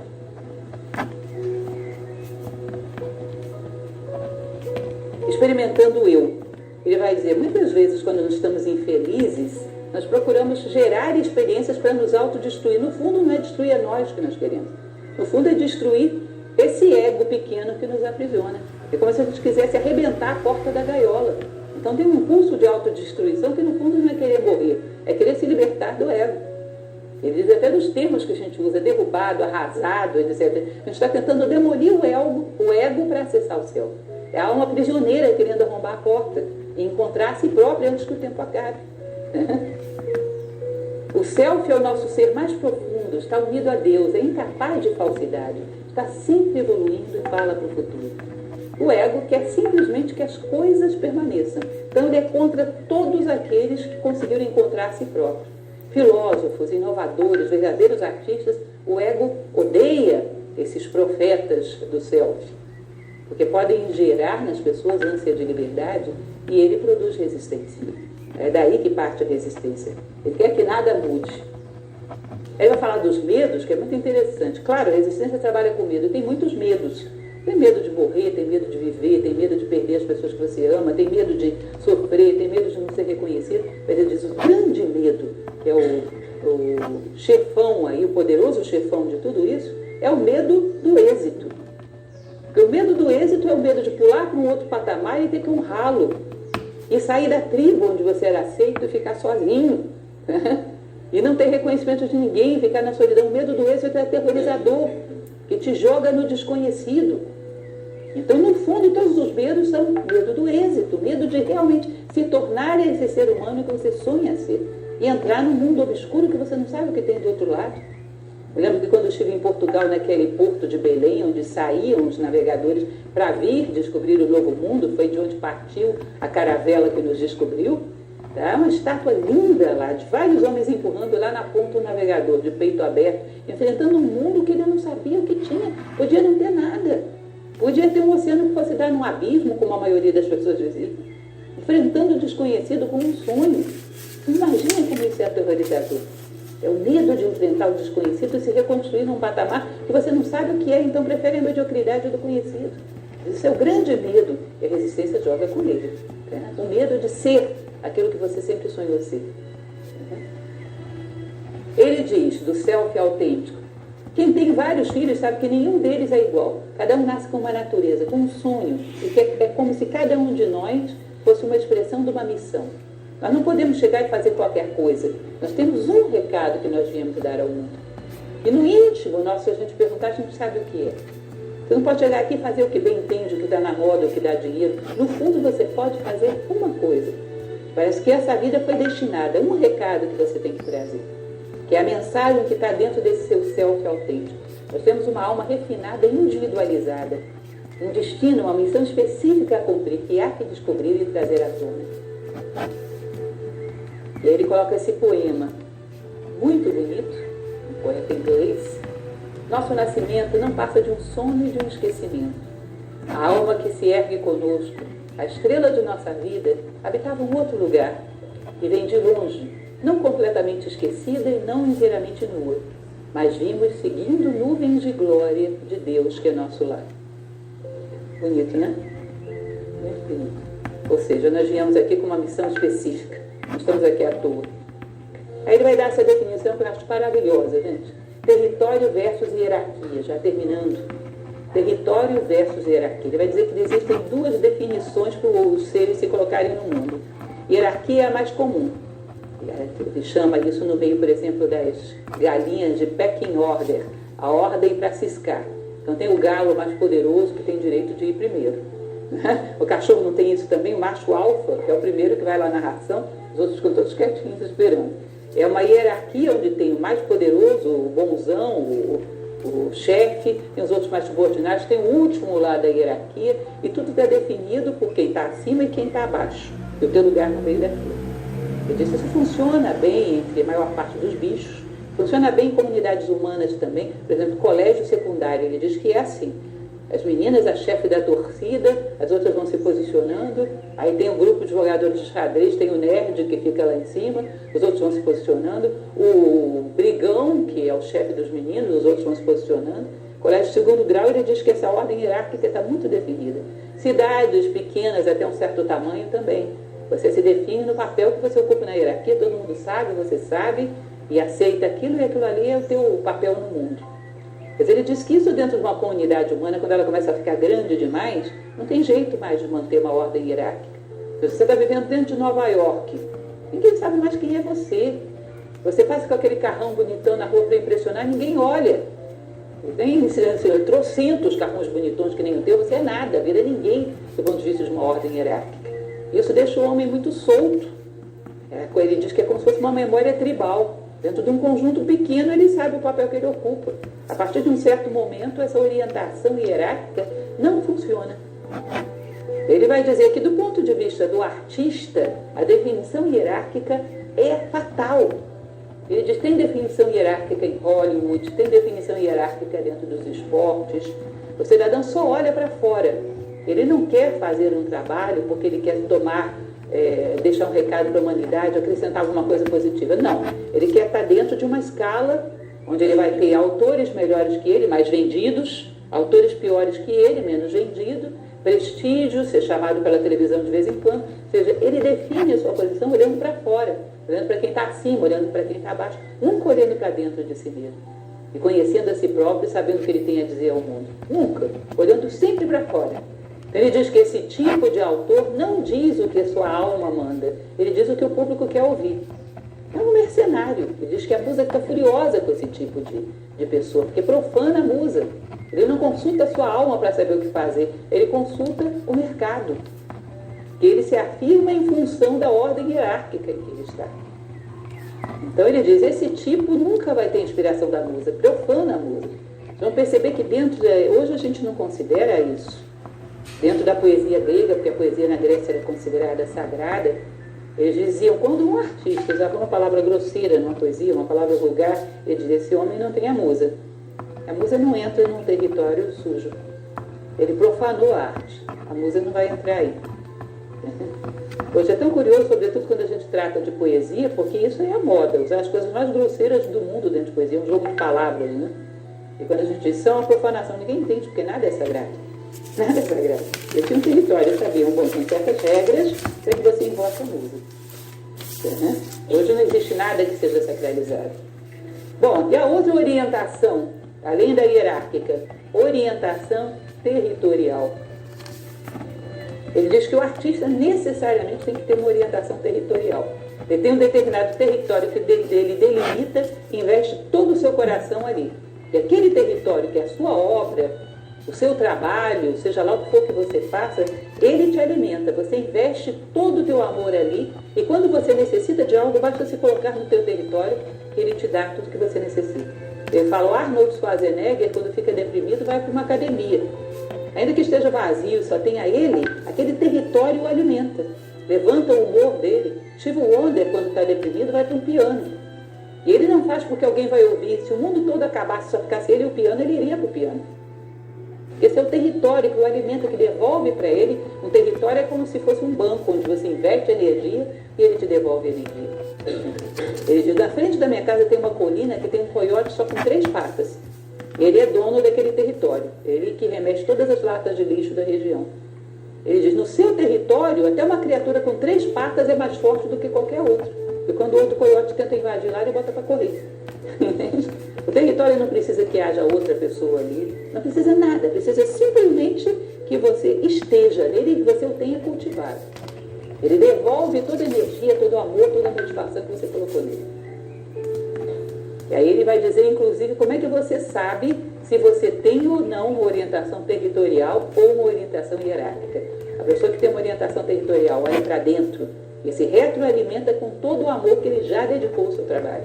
Aquele território, novamente, o motiva e lhe dá energia. Ele vai falar a respeito do escrevinhador, que é aquele demagogo, né, que faz o que o público gosta. Vai contar a história do livro Beggevance. Ele já tinha escrito um monte de roteiro de cinema e não tinha vendido, mas tido o fracasso do King Kong, era aquele fracasso. Não tinha, praticamente, estava difícil acreditar na carreira dele. Aí ele teve uma ideia de pegar o Bhagavad Gita e transformar num roteiro de livro. Aí foi falar para o agente dele, parece que nessa época já tinha alguém que teve coragem de ser agente dele. Aí o agente colocou a mão na cabeça, meu Deus do céu, primeiro livro não vende, ainda mais livro sobre golfe, isso não vai dar em nada. Ele falou, bom, mas a musa já tinha se apossado de mim, eu não tinha como negociar. Tinha que ser daquela forma, um romance sobre golfe. Foi um romance, e foi absolutamente fiel a essa inspiração, foi o romance de maior sucesso de toda a vida dele, virou filme. Ele disse, eu atribuo isso à minha fidelidade ao meu território. Era suicida, romance sobre golfe de um autor desconhecido. Mas eu fui fiel à minha orientação territorial e à inspiração da minha musa. E fez o sucesso que fez. Foi um divisor de água na minha carreira. Foi a primeira obra dele de sucesso que eu projetou. Ele fala do coiote de 3 pernas e fala daquela questão que eu falei para vocês do território. Devolve-nos o amor que dedicamos a ele. Depende de cada um. Só pode ser reclamado com trabalho. Então, justos, devolvem-nos o que investimos nele. Então, minha vida inteira aqui. Eu volto aqui, isso me realimenta. Então, modestamente, dentro da nossa situação, nós fazemos um trabalho voluntário em Nova Acrópole, muitas vezes, alguns de vocês já estão muitos anos com a gente, sabem disso, você passa um dia difícil, porque todos nós trabalhamos. O trabalho em Nova Acrópole é voluntário. Passamos um dia difícil, com muitas dificuldades, como todo mundo. E quando eu vou para uma escola dar uma aula, eu tenho certeza, se eu fosse para casa, eu dormiria mal, ficaria mal-humorada. Você entra na escola, dá uma aula, você sai de ali e nem lembra o que aconteceu durante o dia. Eu estava com dor de quê mesmo? Era o que o problema de saúde que eu tinha? Não lembro mais. Eu tenho certeza absoluta que em nenhum lugar do mundo me faria ficar tão bem. Se eu fosse para casa e fosse dormir, ficaria talvez com aquela dor a noite inteira. E acordaria mal-humorada. É muito interessante porque essa ideia do trabalho, a filosofia, o trabalho que a gente faz é altamente territorial. Né? Estar aqui com vocês com certeza é o que mais cura qualquer coisa que eu tenho. É muito interessante. Bom, ele vai fazer então aquela caracterização que eu falei para vocês. O ato de criação, ele diz que é como se fosse uma mãe que cria um filho. Ela não espera outra coisa que não que ele seja feliz, não espera ter êxito nem se destacar por causa dele. Ela sente que alguma coisa estranha, nova, vem à luz através dela. Isso é verdadeiro, eu tenho filhos e vi isso. Quando a criança é entregue para você, é um milagre. Você não acredita que foi você que gerou aquele ser humano. Ele veio ao mundo através de você. A obra nossa é assim também. Ele vem ao mundo através de nós e nós só fazemos protegê-la e nada mais. Trabalhar hierarquicamente, voltado para fora, querendo méritos, querendo reconhecimento, insulta a musa e deixa-a furiosa. Aí sim, ele vai falar, como saber qual a minha orientação? Se tenho problemas, procuro opinião de amigos ou vou para o meu território? Ele disse, olha, imagine você se o Schwarzenegger, ao invés de ir para a academia, pega um telefone e liga para 6 amigos para perguntar se gostam dele. Não faria isso. Isso é uma orientação hierárquica. Orientação território. Vou para o meu territorial, para o meu território. Vou para o local onde eu depositei o melhor de mim. Se fosse a última pessoa do mundo, continuaria a desenvolver essa atividade? Ou seja, obtendo o sustento da atividade em si ou da impressão que ela causa aos outros? Aí você define se você está virado para fora ou para dentro. Você tem um território?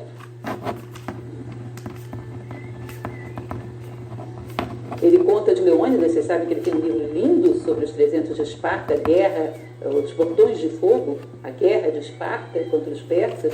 Ele fala que o grande general Leônidas, rei de Esparta, dizia que a virtude suprema do ser humano é o desprezo pela morte. E ele vai dizer, no caso de nós que procuramos o nosso sonho, a virtude suprema é desprezo pelo fracasso e também pelo sucesso. Não importa. Pouquíssimas pessoas que realizaram grandes obras foram reconhecidas pelos seus contemporâneos. Vocês sabem disso? Poucos foram gênios que foram reconhecidos pelos seus contemporâneos. Não quero dizer que sejamos gênios, insisto, mas para sermos humanos, simplesmente. A lógica é a mesma. Se esperarmos que todo mundo reconheça, num momento histórico de tanta superficialidade, ser humano é quase que submersivo. Esperar o reconhecimento das pessoas é uma perda de tempo. Desprezo pelo fracasso e também pelo êxito. Essa capacidade de se autovalidar. Dormir o sono dos justos. Cumprir com o meu dever. Fiz o meu sacro ofício. Fiz o que me correspondia como ser humano. Deixei um rastro de ser humano no mundo, pelo menos hoje. E aí ele vai falar sobre os frutos do nosso trabalho, já fechando, ele volta, o Bhagavad Gita sempre volta. Ele vai falar desse diálogo que tem no Bhagavad Gita entre Arjuna, um príncipe, e Krishna, que é a representação de Deus. Há um discurso entre os dois no meio do campo de batalha. E Krishna diz a Arjuna que a melhor coisa do mundo é você trabalhar só pelo dever. E quando vem fruto, você dedicar ele ao divino. Porque a inspiração não veio de cima. Se vem fruto, você devolve para o mesmo lugar de onde o trabalho veio. Ou seja, o resultado do trabalho é oferenda. E o trabalho em si é o único alimento que eu preciso. A satisfação de saber que eu servi. E todo o resultado, oferenda. Ele fala, bom, isso é uma excelente coisa para que o homem não tenha ambições nem ansiedades.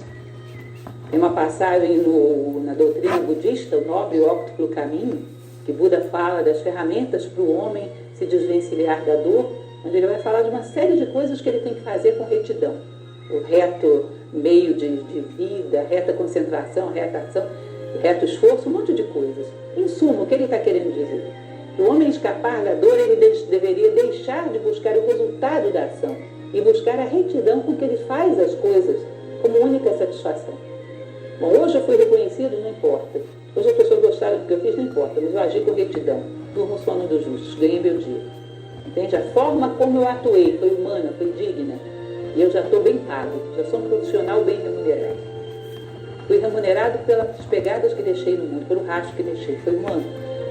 E os frutos, como uma oferenda, não são meus. Como faz Nelson Freire quando se recolhe para os bastidores? Os frutos não são meus, são uma oferenda. Ele diz, essa é a melhor maneira de escaparmos da ambição dos frutos e sermos determinados pelo desejo. O trabalho por ele mesmo, não por fortuna, atenções ou aplauso, e ainda mais, doá-lo como oferenda a Deus. Se a obra vem do céu, por que não devolvê-la a ele? Espécie sublime de devoção espiritual. Ser servos do mistério, dar vida ao que não existe, mas que existirá através de nós. Pelo que virá ao mundo graças a nós. Dar vida a isso. E oferendá-lo como um mérito do divino, porque foi de lá mesmo que ele veio. Que linda essa frase do Bhagavad Gita, que ele cita de maneira versificada, de maneira poetizada. Dê-me o ato, purgado de expectativa e egoísmo. Fixe sua atenção na alma, age e realize por mim. Isso é Krishna, na figura do próprio Deus, dizendo para Arjuna. Dê-me o ato purgado de expectativa e egoísmo. Fixe a sua atenção na alma, age e realize por mim. Faça por mim, em meu nome, e dê para mim os frutos. Isso é Krishna, ou seja, o próprio divino falando com o homem. Lindo demais, né? Muito bonito. Ceder à resistência não fará mal apenas a si mesmo, fará mal aos seus filhos, a mim, ao planeta. Ceder envergonha aqueles que o criaram com um único objetivo, de empurrar a raça humana 1 milímetro para frente, em seu longo caminho de volta a Deus. O trabalho humano e criativo é uma dádiva para o mundo e para todos que o habitam. Dê-nos o que você possui. E assim ele encerra. Como falei para vocês, é uma reunião de tantos elementos, de tantos tempos, de tantas épocas. Isso é uma demonstração de filosofia adaptada ao nosso tempo, à linguagem atual, muito bem feita. Então, claramente, é para terminar com chave de ouro, porque eu estou emocionada, meu Deus do céu. Uau, que maravilha. Então, aqui vamos lá, né, para a gente finalizar. Quando o homem quer usar o ensinamento de Deus para conquistas, famas, riquezas, poder, estima própria, né? Você morre tudo, não tem sentido nenhum. Agora, quando você se despe das suas vaidades, preserva a sua essência, né? E aí ela fala do mito Odisseia, a oração de Homero, que ele agradece e pede todos os dias para que a musa venha ajudá-lo. Aí é a mesma coisa que Jesus pede para nós no nosso cristianismo. Pedir para que o Espírito Santo possa vir, para a divina vontade, vem reinar na minha vida neste dia. Vem Jesus, vem fazer comigo na sua vontade, isso comigo. Faça comigo, Jesus. Eu não quero fazer por ti, não quero ser uma serva que vai fazer por ti, mas eu quero fazer contigo, Jesus. Né? Então vem comigo, eu quero estar com a minha vontade unida à tua vontade, fundidos, para que a gente possa realizar essa obra juntos. Então hoje eu aprendi isso. Romper a inércia, o equilíbrio se obtém pelo movimento. Então, claramente, as pessoas vêm para mim me dando palpites, opiniões delas do que eu estou fazendo errado na minha missão, no meu trabalho, nos vídeos que eu estou produzindo, nas colocações que eu estou fazendo. E aí o Senhor coloca na minha vida: você está sendo honesta? Você está em movimento. Você está em constante crescimento. Você está em movimento. O equilíbrio só vai acontecer pela sua entrega. Independente se você entregar algo aos olhos dos homens como algo ruim ou algo bom, mas é eles que estão julgando você. Eu não estou julgando. Jesus falou claramente: eu não estou te julgando. Como você mesmo disse ontem na sua aula, os meios que você está utilizando para fazer a minha vontade, eu não fico olhando. Eu tenho ciência de que você não é perfeita, eu sei quem você é e eu estou trabalhando para te fazer chegar ao equilíbrio completo. Então, tudo que acontece na sua vida, minha filha, faz parte, é um movimento que eu estou fazendo da roda, do motor da divina vontade, transformando a sua vida e fazendo você progredir dia a dia. Então, não se importe com o que as pessoas pensam de você. Jesus falando claramente para mim. Compromisso sério com o seu trabalho. Termine o trabalho e continue firme. E no caso dele, ele também tem esse momento que ele vai caminhar, eu já falei disso antes, que ele fica pensando em nada, eu também faço isso. Nos momentos que eu estou trabalhando, limpando a casa, fazendo faxina na minha casa, eu não estou pensando em nada, aparece na minha cabeça muitas vozes também, que é o Espírito Santo falando comigo, meu anjo da guarda, o céu celeste, Pai, Filho e Espírito Santo, toda a corte celestial falando comigo, conversando comigo, trazendo para mim várias coisas novas, vários conteúdos, entendimentos novos, luzes novas, o sol que brilha dentro da minha mente, que é tudo, essa inspiração do céu que vem para poder me instruir, para poder eu continuar meu trabalho. E de onde vem essas vozes? De dentro de nós, porque Deus está dentro de nós, Ele faz morada dentro de você. Tem um momento em que Luísa recebe a morada do Pai, do Filho e do Espírito Santo dentro dela. É aonde Deus quer estar, é onde Deus quer morar. Então a gente já falou sobre isso, sobre essa morada divina que o Senhor quer estar lá dentro de nós. É de lá que vai sair tudo isso. Na vida de Luísa é de dentro que Jesus sai o tempo todo para falar com ela. De tempo todo ele sai de dentro, porque ele é a palavra. Então quem fala mais é Jesus. O Pai e o Espírito Santo estão junto com Jesus. Mas quem é o verbo? É Jesus. Então, quem mais fala com Luísa é Jesus. Então, aí fala que parece que seres inteligentes, mais inteligentes que nós, que sopram algo e entra, no requinte do mestre. Quem são suas vozes? Seres inteligentes, organizadores, que se abrem para nós, que se alinham a nós. Um verdadeiro... Aquele que siga, o verdadeiro artista, não pega a fama para si mesmo porque sabe que vem de fora, que vem de algo, dessa essência, que vem da sua musa, que vem do Espírito Santo, que vem da ação do Espírito Santo, na ação da verdade do Jesus falando com você, que ele é o verbo, Você não pega a fama para si, os méritos não são seus, tudo é Deus pedindo, evolua. É Deus constantemente evocando você para evoluir. Não conte o seu sonho com a sua musa, só se você quer ajudar outras pessoas. Então, na hora que eu ouvi ela falar isso, Jesus na mesma hora colocou no meu coração: você conta tudo para as pessoas porque você quer ajudar as pessoas. Então, você conta toda a minha intimidade com você, passo a passo, sem vergonha, porque você está aqui para educar pessoas, para ajudar pessoas a também vencerem a resistência. Aí ela falou aqui no vídeo, Só conte o seu sonho se você quer ajudar outras pessoas a vencer a resistência. Como eu estou trabalhando para ajudar pessoas a vencer a resistência delas, como eu também estou lutando todos os dias para vencer a minha resistência, então eu posso contar tudo o que eu quiser do meu casamento, da minha vida, da minha intimidade, eu posso contar o que eu quiser. Posso aqui fazer o que eu quiser. Jesus não está achando ruim o que eu estou fazendo, tá bom? É só os seres humanos que têm medo, tá? As coisas que você considera sutil, que nada... são aquelas que são mais reais, que você mais tem que acreditar. E quem é isso? Quem são as coisas que são reais? São esses medos, são essas resistências. E também a parte boa, a fé. Aquilo que você não vê, mas que você não considera, que a fé, ela é verdadeira, ela é verdade. Então, a fé é Deus, essa presença de Deus que você não vê é mais real do que tudo. Então, claramente, ela também fala sobre isso.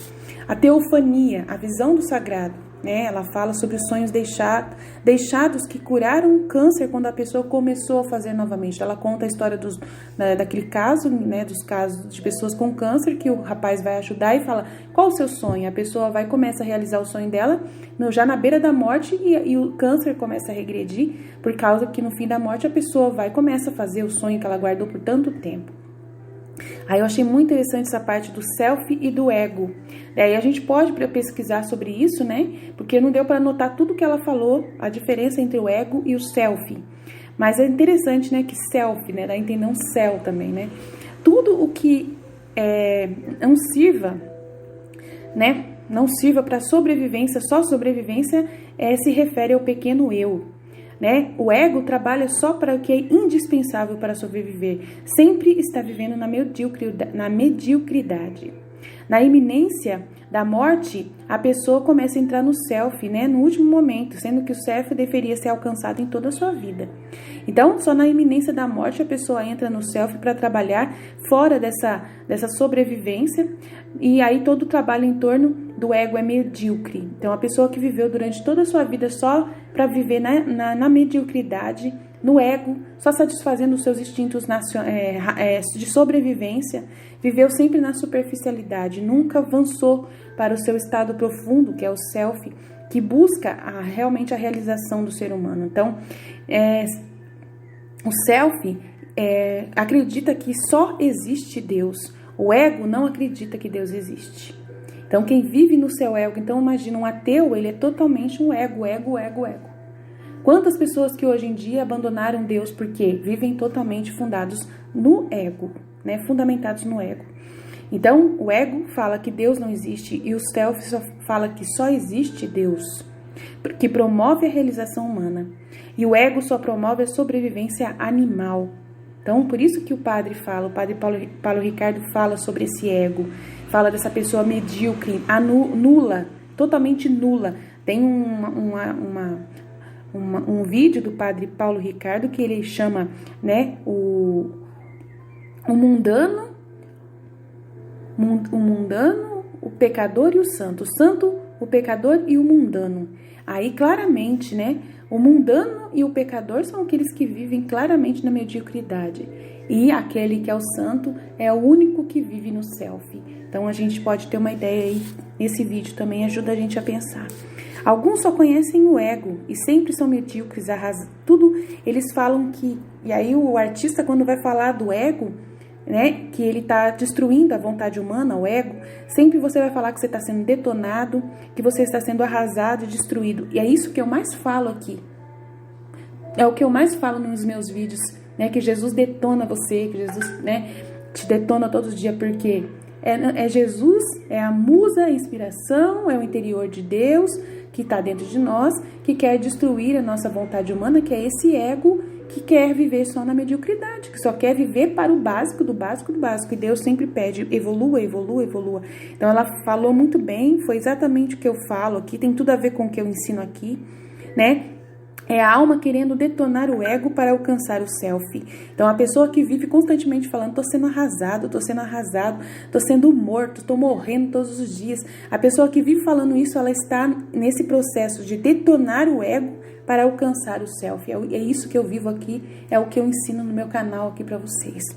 O ego odeia os profetas do self. Então, as pessoas que não gostam de me ouvir é porque são essas pessoas que odeiam os profetas do self.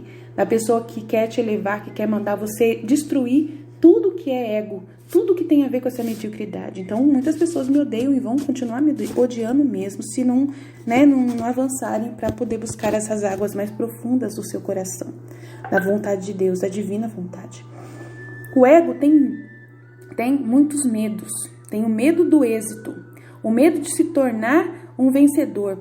Porque o vencedor, esse êxito de lutar, de conseguir, faz com que você fique isolado, sozinho. E o ego não gosta de ficar isolado. O ego gosta de ficar com a maioria. Então, quantas pessoas que estão que vêm até mim falando que eu estou falando alguma coisa contra a igreja? Porque a pessoa que fala isso, que eu estou falando algo contra a igreja, é mentira, mas que ela fica, né, se justificando, falando, eu prefiro ficar com a igreja, eu prefiro ficar com o que a igreja está ensinando. A igreja não está falando da Luísa Picarreta, então eu não vou atrás de Luísa Picarreta. Então, essa pessoa, ela vai sempre manter-se na sobrevivência básica da religião. O que eles estão fazendo? Eu fico com a maioria.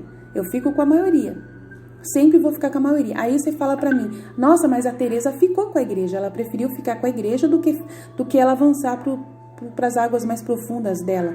Ela é considerada uma serva, né? Uma serva. Ela é considerada uma serva. Jesus considerou todos os santos antes de Luísa como servos, como pessoas que só viveram na mediocridade, entre aspas. Fizeram alguma coisa grande, fizeram uma coisa maravilhosa, mas manteram-se, né, na superfície das coisas. Manteram na hierarquia. Aí você vai falar para mim, então você não fica com a igreja, você vai contra a igreja. Não, eu não sou contra a igreja. Eu obedeço à igreja, mas a igreja quer que eu evolua. A igreja quer que eu seja essa pessoa que eu estou sendo hoje. A igreja reza para que eu siga Jesus. Eu ouço muito o Dom Orlando da Aparecida. E o que ele mais me incentiva nas homilias dele, sempre que eu ouço, é para eu evoluir. É para eu ouvir Jesus. A igreja me ensina a evoluir. A igreja não me ensinou. Quem inventou que a igreja pede para que você fique obedecendo ela, quem falou isso foi pessoas que estão na mediocridade, vivendo só nessa visão superficial da hierarquia, da visão hierárquica, e não querem evoluir, querem colocar desculpas para não fazer algo mais. Então, eu respeito a igreja e eu nunca fui contra a igreja. Mas só que a igreja vê que se ela interfere no meu trabalho, vê se algum padre veio atrapalhar eu até agora. Porque ele sabe que eu estou fazendo o melhor para as almas. Que eu estou pedindo aquilo que eles estão pedindo, que o Papa está pedindo, para a gente evoluir. Para a gente aceitar todas as pessoas, amar todas as pessoas, para a gente evoluir. A gente pode achar que o Papa está fazendo muita coisa errada, mas a gente sabe que ele nunca vai fazer nada contra a vontade de Deus. Nunca, nunca, nada contra a verdadeira vontade de Deus. E ele não está atrapalhando ninguém, nenhum leigo, de trabalhar para fazer alguma coisa em prol da selfie, de evoluir. Ninguém pode falar que o Papa está atrapalhando você, que o Papa está pedindo para você não fazer as coisas. Mentira, mentira, porque eu sou a pessoa que eu sou. Todos os dias que eu ouço a Aparecida, que eu participo das missas da Aparecida diariamente, né, ou assistindo ou ao vivo, toda vez que eu ouço os padres da Aparecida, é Jesus falando pela boca deles, evolua, filha, continua firme na sua missão, sempre, sempre, nunca falaram que você não pode trabalhar, que você não pode fazer, nunca me privaram, sempre Dom Orlando, nossa, você precisa ver, eu queria muito que esse homem fosse meu diretor espiritual, porque ele ia me ajudar muito, porque o homem abençoado. O bispo lá da Arquidiocese de Aparecida é uma benção, uma benção. Então, você falar pra mim que a igreja tá atrapalhando, mentira. É mentira. Você tá colocando obstáculo onde você acha que tem e não tem. Não tem. Então, claramente é isso. É muito importante de saber. Aí ela fala aqui, né, do medo do desconhecido, que prefere a mediocridade do que é conhecido. Então a pessoa, né, o ego, fica sempre com esse medo do desconhecido e prefere a mediocridade do conhecido. Cada um de nós temos uma missão específica e a igreja sabe disso. Essa vida tem uma mensagem para você dar para o mundo. Você precisa descobrir a sua missão e trazer à tona. A alma que se ergue conosco alcança-nos. Jesus falando, né? Ela falou aqui, né? Não sei o que, mas é Jesus falando isso. A alma que se ergue conosco nos alcança. Viemos aqui com uma missão específica à Terra. Aí ela vai falar do território versus hierarquia. A ordem hierárquica numa multidão muito grande não funciona, deixa o homem muito solto. Do ponto de vista do artista, essa definição hierárquica é fatal para a criação. O território, né, que vai ajudar esse territorial, e a igreja é territorial, tanto que ela dividiu, né, a gente em paróquias, dividiu a gente em dioceses. A igreja, quando ela vê uma Santa Faustina aparecer, ela valoriza, senão a Santa Faustina não seria conhecida até hoje. Por quê? Porque ela foi uma missão específica e a igreja apoiou. Então, se você fala que a igreja quer todo mundo no mesmo naipe, na mesma situação, mentira. Porque a Santa Faustina é um exemplo. A Luísa Picarreta foi aprovada, está sendo aprovada pela igreja, todos os seus documentos já estão, todos os seus livros foram aprovados, então a igreja sempre está do lado da verdade, sempre está do lado do selfie, da evolução que Jesus deseja para nós. Então não coloque culpa na igreja de coisas que você não quer fazer.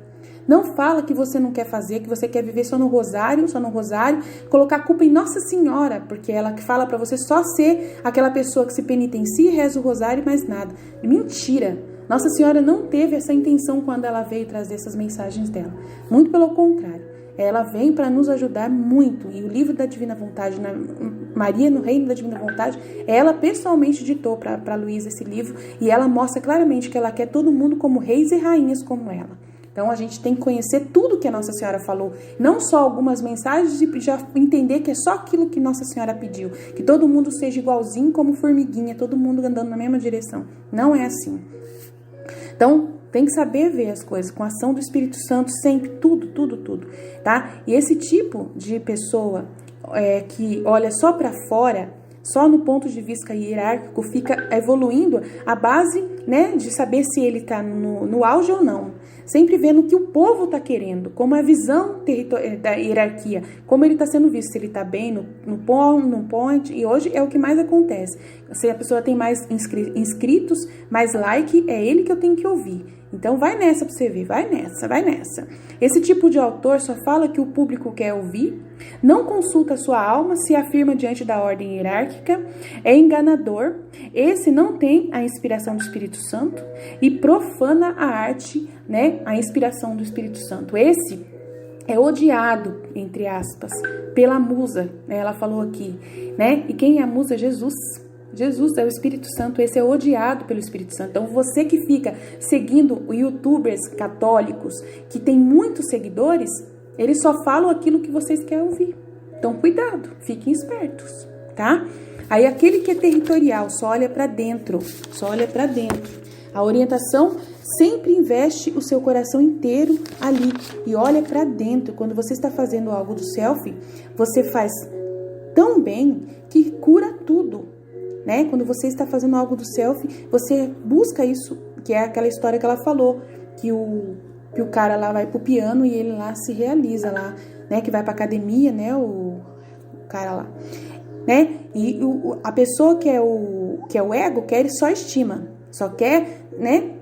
Eles insultam a musa, o Espírito Santo é insultado por pessoas que só vão atrás da fama, só querem likes, só querem, né, reconhecimento, inscritos na internet. Eu não tô nem aí com isso, né? Você fica virado pra fora, tá? Sempre pra fora. A pessoa que tá no ego, que quer só viver na mediocridade, fica olhando pra fora aquilo que os outros estão pensando dela, só preocupa com o que os outros estão fazendo, se ela tá sendo aprovada. Agora, quem é o selfie, olha para, né, a pessoa que não é medíocre, que busca o self interior, que é amado por Deus, que o Espírito Santo inspira cada vez mais, investe cada vez mais, esse está virado sempre para dentro. Então você tem que estar assim, atento para onde você está olhando, para dentro ou para fora de você. De onde vem a sua força? A virtude suprema é o medo, tem que ser o medo do fracasso ou da vitória. Você não tem que ter medo, tá? A virtude suprema é você não ter medo nem do fracasso, nem da vitória. Nunca esperar reconhecimento. Isso é perda de tempo. É desprezar o êxito e o fracasso, tá? Todo fruto que você receber, você oferta, tá? Você não fica atento. E o pagamento que você recebe é a paz que você sente de ter entregue, tá? Então, isso assim, você fez o seu dever, pelo menos isso hoje. Então, se eu fiz o meu dever, eu falei aquilo que o meu coração falou aqui, se eu falei mal do meu esposo, se eu fiz alguma coisa que alguém não gostou, não tô nem aí. O que importa é o meu dever, que é a missão minha de ensinar como a pessoa resistir totalmente à vontade humana e viver a vontade divina. Esse é o meu processo aqui. É o que eu estou ensinando para as pessoas. Hoje, muito disso acontece, né, com as pessoas hoje, né, delas terem medo e ficar olhando para fora. A orientação territorial é muito importante para você se sentir inteiro. É onde é a oração, né? Jesus colocou claramente para mim, é o momento da oração. Você investe todo o seu coração para conhecer Jesus. Esse trabalho é o que te alimenta, né? O filho da divina vontade tem que conhecer Jesus, tem que conversar com Jesus, tem que conversar com a sua musa, o Espírito Santo, viver sempre voltando para dentro de si na meditação, na contemplação. Esse é o momento que você encontra Jesus. É ali que você vai conversar com ele, é ali a felicidade, é ali que ele vai se realizar, é no estudo que você está fazendo no livro do céu, é o estudo que você está fazendo para poder ter esse conhecimento de vencer a resistência.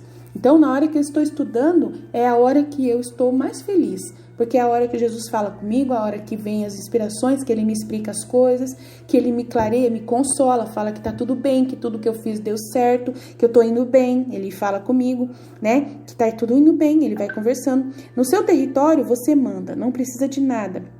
Você cultiva esse relacionamento territorial, essa identidade da sua alma. Esse território te motiva e te dá energia e te consola. Quem que é esse território? É Jesus. É Ele que é o território. É Deus. É Deus, o Pai, o Filho, o Espírito Santo, a Trindade, a corte celestial. Você voltar à majestade suprema, o Fiat supremo, todos os dias para conversar com Ele. Todos os dias para saber, Pai, e aí, como que tá meu dia hoje? Como que vamos? O que nós vamos fazer hoje, Espírito Santo? E aí, Jesus, vem comigo, vamos comigo, vamos trabalhar, Jesus. Ser fiel ao seu território, isso é muito importante, ser fiel a Jesus, né? A sua orientação territorial, fiel à sua musa, que é o Espírito Santo, né? Ele devolve o amor que você dedica a Ele, é verdade. Ele te devolve o amor que você dedica a Ele. E todos os frutos que você receber, você dá para Ele. Você oferta para Ele, tudo é dele, então dá Deus a Deus. Frutos do seu trabalho, os frutos é para devolver para Deus. O resultado do trabalho sempre vai ser oferenda a Deus. Então você recebeu a inspiração de Deus e dar Deus a Deus. Essa é a vida do Filho da Divina Vontade. Dar a Deus aquilo que Ele te deu. Agradecer todos os dias, eu te amo, meu Pai, eu te adoro, eu te bendigo. Obrigado, meu Pai, por tudo que o Senhor me dá, porque tudo é fruto da tua misericórdia para comigo. O Senhor me deu, eu te devolvo, né? E o que eu fiz com tudo que o Senhor me deu? Eu trabalhei para ajudar outras pessoas. Olha, Pai, que lindo. Fazer tudo com retidão.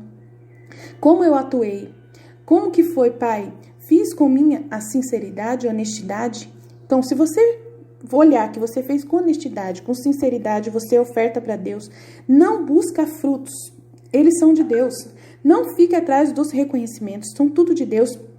Tudo que acontecer de vitória, né, que você conquistou, pessoas que você conseguiu tocar, que é de Deus, é para Deus. As almas que eu estou conquistando, os frutos são para Deus. É Ele quem vai colher. Fico feliz demais quando eu vejo um fruto.